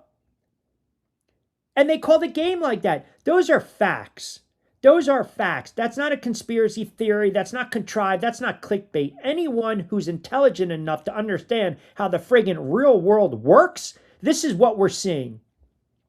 It's as plain as day. She'll never, ever, ever succeed in this league. Yeah, she might win Player of the Week. She might win all these monthly awards. She might put up stats. She might be first team WNBA. She'll continue to make some money. But I'm talking about real genuine success, meaning deep playoff runs, meaning being the face of the franchise, the face of the league that you take to another level. Win championships. Now you're it. You're her. They'll never allow it. They won't. Because once she starts to gain a little more traction and buzz, what do? Once we started to have her name in the MVP conversation, what did everyone do? They want to push the goalpost back. They want to keep pushing them back. And now all of a sudden, instead of driving A to B, we want to turn off left. We want to turn off right. And now we want to push another player. Hold on a second. Caitlin Clark can't be the MVP. What about this rookie Miles? What about Mitchell? Let's push it. Let's push it. I am not saying that they're not deserving of their shine. That's not what I'm saying. But this is what the league does. They want to drive you where they want to go, not where you want to go. And the media does the same thing. And I'm telling you guys, if you don't see it, then I can't help you. I cannot help you with this. This is how it is in life. It's all about narratives. It's all about optics and perception. That's all it is. Like, this is why, ultimately, I'll never get a credential from this league. If I was in my 20s, I would probably fight for a credential.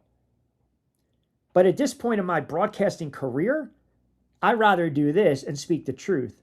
Because if I was credentialed, it would rub people the wrong way. A lot of these younger reporters, these content creators, they're not even reporters. They're not journalists. They want to be fanboys. They want to be fangirls. They want to ingratiate themselves with the league and the players so they can get what? Get them on the podcast. Get a microphone in front of them. Get that soundbite. Get their clicks. They're not about telling the true tale, the true story of what's going on within this league. What is going on with some of these organizations? Why are they allowing some of these GMs to run these teams the way they are? Why are they giving carte blanche to some of these head coaches when they know damn well they're not fit to be a head coach? Nobody wants to speak those tales. They just don't. But this is the reality. This is the reality. And it's not changing. It's not. It's not changing. And that's why this league needs new leadership. And oh, by the way, you're not going to clean it up in a day. Look, this girl is smart. She knows what the hell's going on, and it's got to be taxing. It's got to be wearing on her. But she's still playing on a high level. She's human. She's allowed to have a bad game, and we're allowed to criticize her for it. But when she has a great game, we're also allowed to applaud her, give her flowers. It doesn't mean we're pissing on another player. It doesn't mean we're not giving credit to another player. What Kelsey Mitchell has done is phenomenal.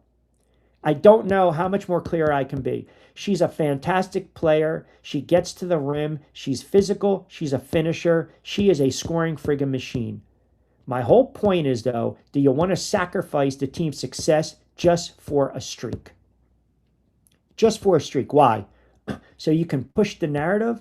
You can push the player that you enjoy coaching more to get her to the forefront when you forget about the player that, let's be honest, is paying your friggin' salary. A player that because of her, you restructured the CBA. A player because of her, you have an 11-year broadcasting deal, rights, merchandise, tickets, fannies in the seats. This league is doing her dirty. This league is doing her dirty. The organization is doing her dirty. But everyone wants to sit there and say, kumbaya, you're making too much of a big deal about it. No, and I got news for you. If organizations were doing this with other players, black, yellow, green, blue, white, I'd say the same friggin' thing. I'd call their asses out. If you got great talent and you have no idea what the hell you have in front of you, you don't deserve to have it. Just like a relationship, man. You're in a good relationship. You got someone that loves you, that takes care of you. You work together 50-50. You take advantage of that. Frig you. That person should walk. And it's not about the grass being greener on the other side. It's not. It's just about the reality. There's no one perfect in this world. You're not perfect. I'm not perfect. Athletes are not perfect. Coaches are not perfect. Humans are not perfect. We're not wired that way. We're going to have moments, man. I'm sure there are days you guys wake up. You don't want to get up. You don't want to go to work. You don't want to produce. You don't want to be bothered. You're grumpy. You're aggravated. You have a little outburst. That's human, man. But there's also days where you get up and you're like, man, I'm ready to go. I'm ready to attack. Let's produce. Let's have one of these days. When you have a player that's got that competitive spirit, that passion, that zest for the game, you need to unleash that. You need to uncork it. Let it rip. Let her play her game. What's the worst that happens? You win a game, you win back-to-back road games by 20 plus, and Mitchell only gets 18 and Clark gets 18 and 10, but you win by 20 and all of a sudden the offense is in gear? Isn't that what it's all about? Wins. Wins. And now I'm starting to see a player that the burden, it's starting to get to her. It's starting to get to her. And I would say the same thing again. If this is a young player like Miles that is being dicked around like this, say the same thing. It's different with a player like Mitchell who's been in the league for a long time. And no one's saying she doesn't deserve her flowers. Go get it. But at what cost is all I'm saying. Why is the coach doing this? Why? Because this was the memorandum set down from the organization. Every time Caitlin Clark starts to get love, all of a sudden there's backlash. And the Fever decide we need to pivot. We can't placate Clark. We need to placate who? Mitchell. Because that's what White wants. That's what Amber Cox wants. That's what the organization wants. So Caitlin Clark could have a triple-double tonight and Mitchell gets that streak. And I guarantee you the lead will be Mitchell's streak. It won't be the triple-double. I don't know, man. I get heated. And like I said, man, I get absolutely aggravated with it because it's not about dismissing another player. It's not about wrecking another player, man. There's no one, I'm not perfect, man. No one is perfect. No one is perfect. But if you've got good players and you understand, set the friggin' egos aside. That's all. Set the egos aside. What is it the worst thing? My God, if they turn around and they win tonight, and if Mitchell doesn't get hers, and she's at the post game, she damn well better sit there and say, the first and foremost, we got the W. Because if she doesn't, then, that's all you need to know about this team's mentality. And I'm not even going to blame Mitchell. I'm going to blame White. Because players feed off the coaches. Players take the cue from the coach. And right now, the cue is go out and just go and get yours. With no rhyme or reason. No rhyme or reason at all. Caitlin will have 10 more free throw points if she gets a foul call. Football tackle, called a common foul. Wilson going to win MVP this year. Only other player worthy is CC. Her team is promoting and campaigning for her teammate KM. CC had better numbers than Miles and Paige. CC, actually, Clark has better rookie year than Miles does. But it's not taking anything away. Anything away.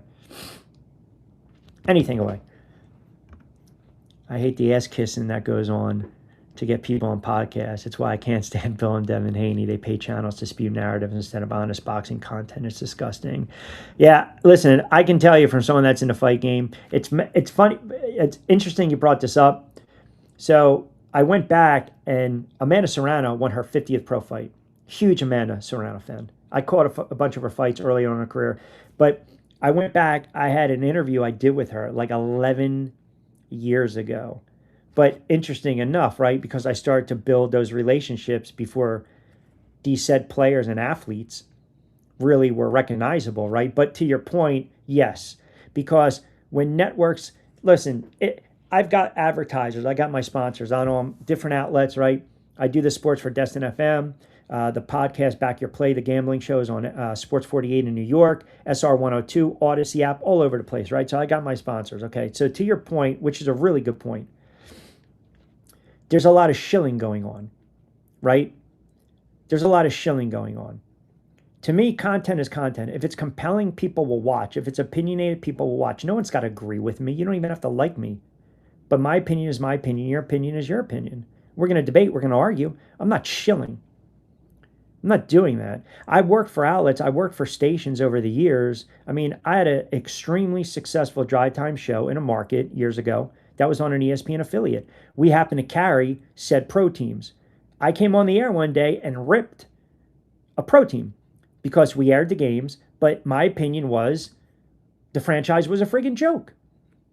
The station had the audacity to try to suspend me and take me off the air and make me apologize. I wasn't going to do that because I don't get paid by a sports team.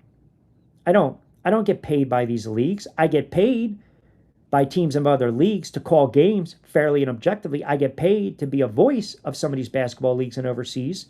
And when I do the fights, I get paid by the networks, but I'm not going to shill. I might spotlight a fighter. I might look at a fighter. Here's one to watch. But look, man, at the end of the day, when the opening bell rings, you got to call the fight the way you see it. Boxing is the worst with that unadulterated. You know that. And some of these other pods that I'm seeing that you guys say, hey, Q, check this out. What do you think? It's beyond clickbait. I told you this the other day. There was a pod out there that said Nike basically dropped Caitlin Clark. There was another pod that said Indiana fired Steffi White. Where are you getting this information? Where are you getting this information? But people don't call people out. They don't check them. At least I'm trying to be genuine. Then you guys can check me at the door if you want. But this is what we're at because people want to believe it. They subscribe to it. They get sucked in. Right? And that's what this organization has done. That is what they've done. They've sucked everyone in. They basically said, no, ignore what she's doing. Focus on what she's doing. And now the networks do it. I'm telling you, hand to God, they will come on with the opening tonight and they will mention the heater that Kelsey Mitchell's on. You will not hear two players on the same team that are in MVP consideration. They won't allow it. Now, you might also think that's petty from me, but if I'm a player and I hear that and see that, it's probably going to bother me if it's coming from the organization that I play for, that I'm busting my ass for. And the whole Boston thing going on the podcast, no problem with her giving love to Mitchell. And again, maybe in a perfect world, would it have been hard for her to just say, and oh, by the way, number 22 is having a hell of a year? So you hear that clip, that soundbite, And now we run with it and say Boston can't stand Caitlin Clark. I don't believe that's the case. I just think there's more favoritism. There's more of a rapport with Mitchell. You watch these games, man. They are icing her out on purpose. That is a major, major problem. It's petty. It's jealousy. It's juvenile. It's immature. If you really want to see how good Mitchell is doing this season, compare her stats to Clark's rookie stats. Do the same for Miles, rookie of the year. Clark was not good enough for the MVP, but Mitchell. Yes. That shuts a lot of people up, by the way, with that argument. Like, how can you sit there and push, it's got to be Wilson or Miles, and you're just basically glossing over Clark? It's got to be Mitchell, Wilson, and Miles, but you're glossing over Clark. Or it's got to be Clark and Wilson, but you're glossing over Miles and Mitchell. We know at the end of the day who's winning the MVP. We know. It's going to be Wilson. And again, the broadcast prior to the season didn't help because they basically gave her the award. What's going on, Michael? Yeah, man, it is a... I just wish these leagues would hold themselves accountable. And I don't know, maybe it is because it's a WNBA. You know, I know men can be very petty and jealous and immature too.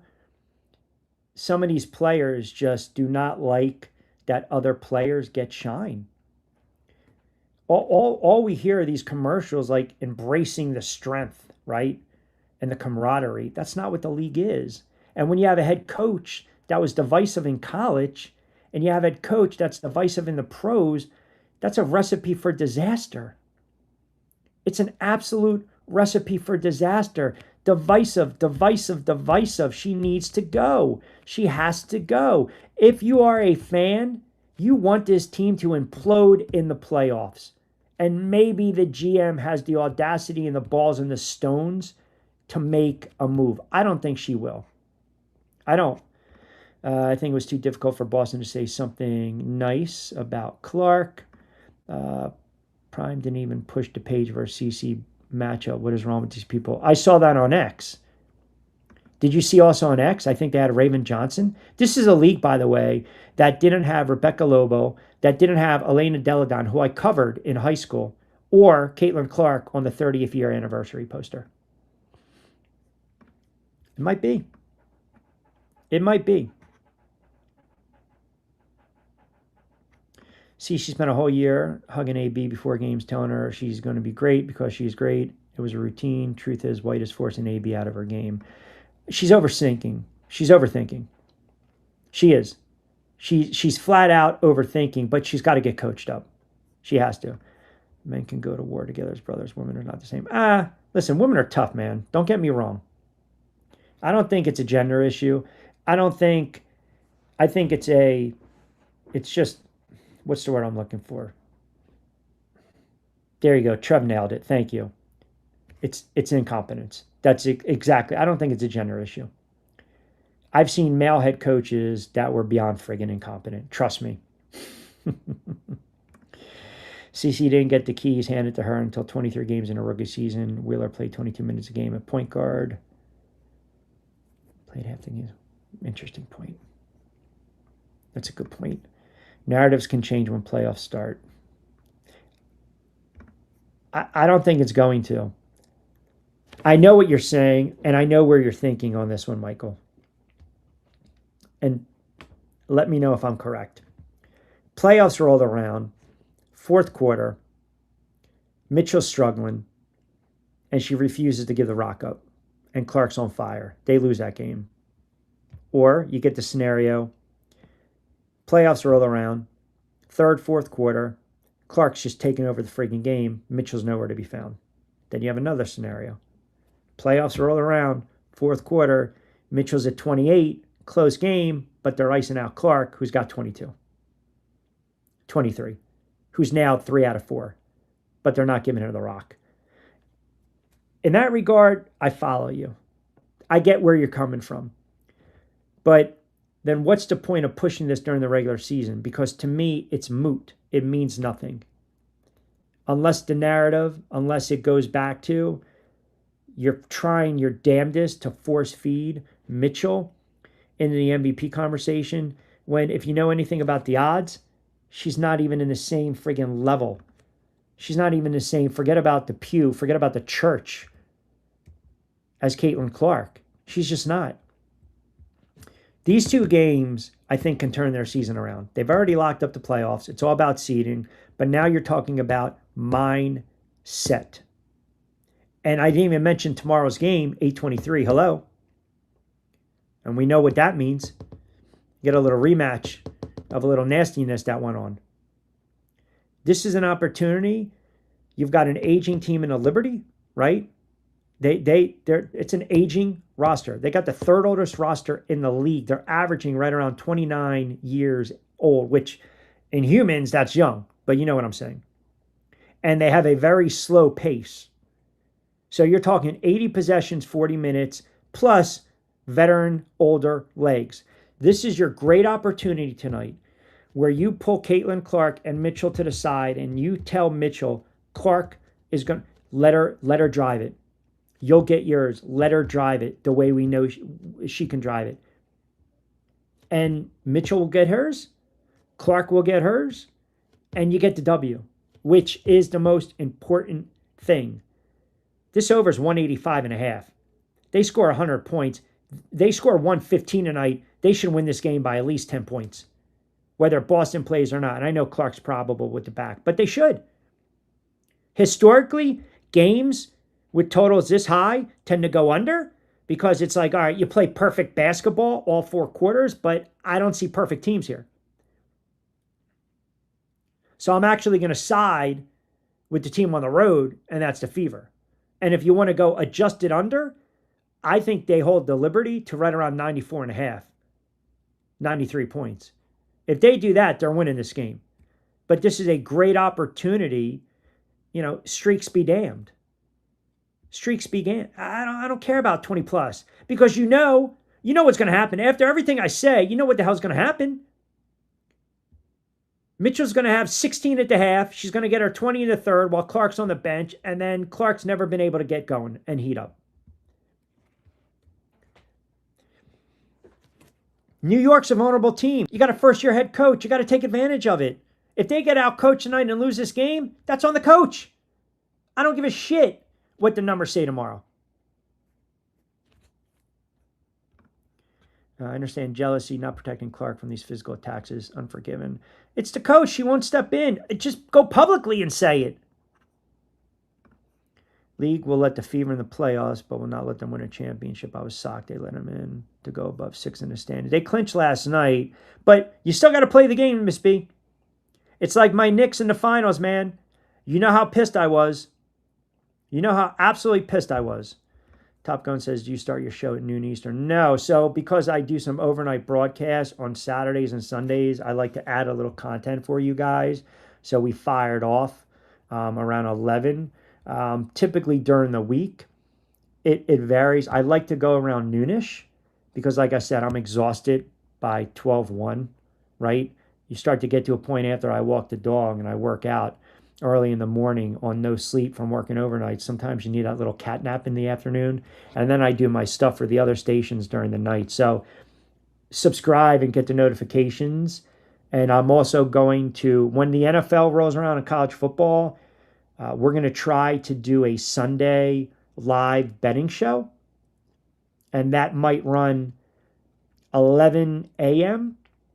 to kind of crank you guys up around 11:30, 12. Then you have an hour to pretty much finagle what you want to finagle as far as your bankroll and looking at the odds and if anything changes. If not, the gambling pod back your play, then it will be pre-produced and that will drop pretty much, I would say 95% of the time, it's going to drop prior to a Thursday night game. Because as you know, sometimes, see, the problem is with the pre-produced stuff in the NFL, you know, you sit there on a Thursday, you look at the injury report Wednesday, Thursday, it could change on a Friday.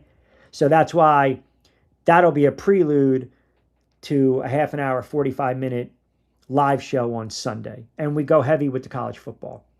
So that's why I tell you guys, subscribe to the channel, click the notifications. And if you follow me on social, at RichQonQ, Also on IG, I post a lot on X, Twitter, and IG. And then TikTok, I already know a lot of you guys follow me on TikTok at Rich Q on a mic. I put in the times I'm going to fire off as well. And a lot of times on the channel, if you subscribe to my channel and you check out the post, like part of the community, sometimes I'll make like a little note for you guys. Hey, oh, by the way, you know, we're going on, you know, last night I wanted to do a free for all Friday show, football Friday show. But at the last minute, I got a call to the fights that were on the West Coast. So obviously I'm on the East Coast. So the time difference, it wreaked havoc. I had to call 10 fights last night. So hopefully that answers kind of your question. So yeah, we're probably, once NFL and college rolls around, and then obviously we get through WNBA, we're looking for maybe like in a perfect world, Monday, Wednesday, Friday, kind of Saturday. Like Sunday, I'm locked in. I have so much to catch up on regarding like content, broadcast, and then the games. So like 3 to 4 days during the week. And then if time permits at night, we might go live for like 45-minute, like, you know, quick hit shows. So yeah, we'll keep sprouting out. And then also for those that are in the Florida market, you know, I'm working with Destin FM. So download their free app, Destin FM, and I do the scoreboard show. And then we'll cover the Emerald Coast. So that's more of what's going on college-wise in that area, Atlanta, New Orleans, you know, SEC, and that'll drop in September. David chimes in. I think the Caitlin and Kelsey problem is what the Warriors avoided when they traded Ellis and put full force of ownership. Man, that's you're going a little old school with that. I remember that. You're going a little old school with that. And put the full force of ownership, front office back, Stephen Curry. Dynasty was born. Yeah. See that Clay just signed with Miami, I think, the buyout. Everyone knows that if CC is about to run our style game, Mitchell will get hers and the team will win. If CC is not able to run, Mitchell will get hers and the team will lose. White must know of CC's MVP numbers, but never campaigns for her to be MVP. Little conspiracy theory Anthony's going on a Saturday. Q, I have subscribed and notifications, but I'm not around, can't watch. That's okay. Don't worry about it. We try to fire off when I also know you guys are on, but it's just so hard. But if some of you guys, when we go on demand and I tell you to comment, also let me know. You know, let me know, hey, you ever think about maybe firing off at this time? I'm open to it. It just has to fit the schedule. It's all to me, I'm doing this because I want you guys to be engaged, if that makes sense. And I know sometimes, you know, people have jobs, they have family, they work, they go to school. I get it. So times are a little goofy. But, you know, if I start to also see, say, on a Tuesday and Thursday, there's a nice little night audience, right? And you guys are settled in with your little fresh roasted coffee, maybe a little hot toddy. Who knows if you're smoking and joking? I don't know. You know who I'm talking to. Then maybe I'll fire off for like 45 minutes to an hour, schedule-wise, time pending. We'll make it work. Don't worry. We'll make it work. But I definitely appreciate the banter as always. DB says, oh, DB, you want to put a little fresh roasted coffee on that one? I'm going. Let me check out the number. Let me check the number real quick. It's like that scene in Rounders. I see you're out, Worm. You know, the number's changed. Ooh. You know what? I'm grabbing the fever on the road and the points, DB. If you are curious, I want to get a player. I want to get some player props for you. Action Network is the best, one of the best sites. If you are even a novice bettor, they give you very updated stats and trends. They do a really good job. Their writers are good. They hit at a pretty decent clip. You know, it's profitable in this league, player props. It really is. That's the one thing with basketball, if you do dabble responsibly in sports betting, NBA rolls around, college, player props are extremely profitable. A little more different in the NFL when you go anytime touchdown, but player props in the W and N, the NBA, they're definitely. So Mitchell, you're getting. See, you got to lay 130 to win back 100 because you know she's going to go over 20. So to me, that's not profitable, right? It's not. I think tonight, Clark is sitting at 23.5. I would say 23.5. Now, I'll give you a play. 2.5 3-pointers made, plus 122, under. I'm going to say over. I know, again, you're laying a little more juice, but I think she's going to knock down a couple threes today. But when you have the numbers like her and Mitchell are putting up, you're really not going to get a ton. Like, they don't even have steals on the board for her. They don't. So right now you're looking at 22.5. The over is minus 115. The under is the under is 125. And then for Mitchell, she's got to be, I would say, at least 21. I would have to say 21 to 23. Wow. Ooh, my goodness. They jacked this sucker up. How about this? Mitchell tonight, 25.5 points. She's got a 58% probability of covering that. Actually, that's not a bad play if you got plus money, which you're not. She'll have 18 by the half. So then all of a sudden, if they're up by 10, she'll get her 7, and then she'll rest a little bit in the fourth quarter. Here's a good play. Over 3.5 3-pointers made, plus 125. So there is your plus money right there. And then if you're going 28.5 points plus assist, so she basically needs any combination of that, over 110. So now you have a little plus money. So that's not bad. That's a little profitable. That's a little more profitable.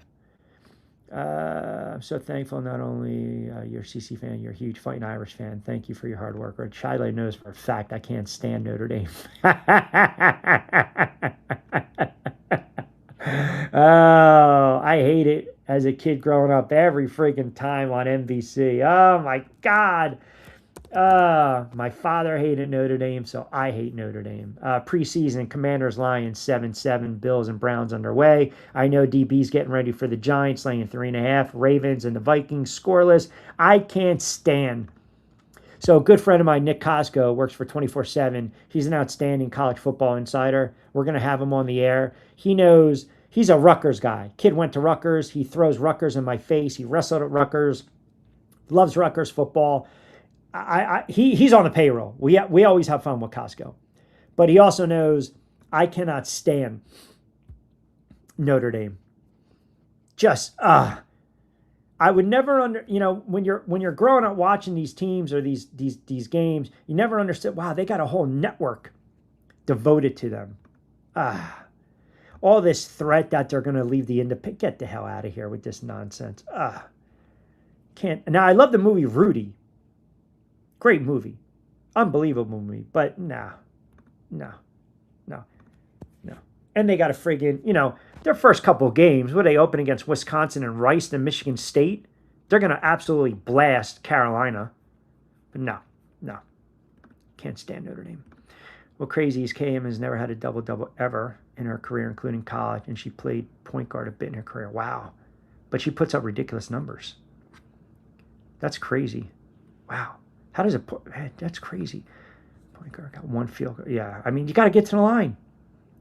She didn't get a lot of calls, but I think a lot of that is just the indecisiveness to put the ball on the floor, right?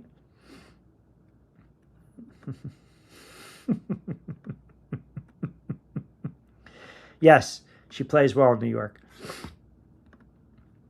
Yeah, I gave you her numbers. I think she had near that triple-double during the Commissioner's Cup, right? 22-4-10 in a loss, 17-2-7, but she had 7 turnovers, and then 10-7-9. Sometimes players actually, believe it or not, sometimes teams play better on the road. When you're going through a lot, they always say the best thing to do is get on the road. Now, in this case, Indiana's 13-6 at home. We know they're better at home because of the home crowd. They feed off it. But sometimes the best thing is to maybe, You get away from it. And this has been a tough stretch. I mean, you're talking about 4 or 5 games on the road. That's never easy. And then they turn around, quick flight, and then they play Chicago tomorrow, which I think a lot of people are going to watch that game because they want to see if there's going to be any nonsense. It's the only reason people are going to watch that game. They want to see if there's going to be any type of crap being played in that game. Now, Carrington didn't play. I'm wondering if she'll play tomorrow. She didn't play. I don't believe she played against the Valkyries because of her foot, which you hate to say it, that might be a good thing because then that basically would cancel out any type of drama. Any type of drama. Refs are terrible and need to play through the bench. Notre Dame college schedule is a joke. Thank you. I didn't want to say it. I didn't want to hurt feelings, but it is. It always is. All right, we're going to start wrapping it up. We're going to start wrapping up. So, yes, definitely subscribe. And make sure you click the notifications. If you follow me on X, you can always tweet at me. I get back to you guys. You can always DM me. I'm also on Facebook, LinkedIn. The show also airs on Millions. But I will tell you, don't worry about that right now because come football time, that show, some of that content is going to be behind the paywall. That's not what I do with you guys. That's for another content provider. But the Back Your Play, the Sports Gambling Pod, will live right here. Those in the New York market, Sports 48. Also in the Midwest, we're actually working with right now, might have another outlet if anyone's in the Carolinas, so the show might be airing down there as well. But it's always going to, the hub, right? The hub, it's going to live on the YouTube channel. So, all right, don't forget our good friends over at Fresh Roasted Coffee, 20% off, BYP20 on Q20, and SR 1029 FM. The Game, Sports 48. Play It Again Sports, Get Ready with Tea, and Three Brooks Bourbon, Fire Boone, and White. Hey, James is going to come on every week, every other week. I'm having hurt feels because of that. I just don't like him, man. I don't really have a team in college, to be quite honest. I don't. As a kid, I think I kind of gravitated towards like Nebraska for some reason. I have no idea. I like listening to Hasty as well. Great episode. Thank you. He's fantastic. So Hank Poteet's going to join us. Brandon Jacobs, 1-2 rings with the Giants, going to join us. Working on Mike Daniels, all-pro defensive tackle, played for the Packers. Brandon Ball played with Cincinnati. Unbelievable. Penn State linebacker. So they're going to come on. So we're going to mix and match a little bit. And you guys know this, right? Once we kind of get through this drama of everything going on, and then we go more football heavy, we'll start to bleed into the NBA in October. College football, the NFL will be in full gear. And we'll have the betting show out there. So we'll have a lot of fun with that. All right, you guys are fantastic. Hope everyone had a wonderful, there you go, Army-Navy, one of the greatest rivalries and a great tradition, 100%. 100%. If you've never been to an Army-Navy game, you are missing out. Unbelievable atmosphere. Unbelievable. Became a Georgia fan. Got a lot going on every year, and we don't have a cupcake schedule. Oh, all right. So, yeah, I'll tell you right now, then definitely also lock into Destin FM because the scoreboard show that I do, well, it's going to be an on-cue edition, Emerald Coast edition. We do a lot of SEC. We do a lot of SEC because, obviously, that area is the Panhandle. So, pretty close to a lot of those colleges. Georgia's defense is always friggin' stout. SEC, I think, is going to be a friggin', it's always a stout conference. Yeah. College football actually starts Saturday. I already looked. Look at headline. USC is laying 38.5 against poor little San Jose State. I thought their nickname was the Trojans too, so I thought it was going to be like a Trojan on Trojan matchup. It's not. It's Spartan on Trojan. But yeah, laying 38.5. We are definitely going to mix in college football this week. I promise you guys. I definitely promise you because we go heavy with the lines, we go heavy with the trends, and we do a lot. John Bueller, who works for Fanside, is a huge Georgia fan. So he's one of the writers that we typically have on. So we bump up, and maybe do like an after 5 o'clock kind of isolated show, we'll go college football heavy as well. Best time of the year. And you also have the stretch run in baseball in the playoffs. Best time of the year. Isn't it crazy though how fast? I feel like the days fly by. Like we just blinked and it was March Madness. And then we had the NBA Finals. Baseball starts. And now we turn around and we got college football. We got the NFL. And we have the W, the gift that keeps on giving. All right, I'm going to say 25-10 tonight, and they get the win. They cover. Mitchell will get hers. Let's see how cranky and aggravated we are tomorrow if they try to force feed her the ball and they lose. Who knows? All right. You guys are fantastic. Everyone have a wonderful Sports Saturday. Time pending, we might do a little rapid fire NFL later on. No promises. Time pending. But keep it locked in. Hit the notifications. Hit the subscribe button. Always appreciate you guys chiming in. Appreciate you hanging out for 2 hours. You guys are the best. We're powered by Fresh Roasted Coffee. Check out the show notes. Fresh Roasted Coffee, the official fuel of On Cue with myself, Rich Quiñones. Have a good Sports Saturday. As always, be safe, be sound. We'll talk to you either later tonight or, of course, on a Sunday and recap the W. Until then, hasta luego, buen día.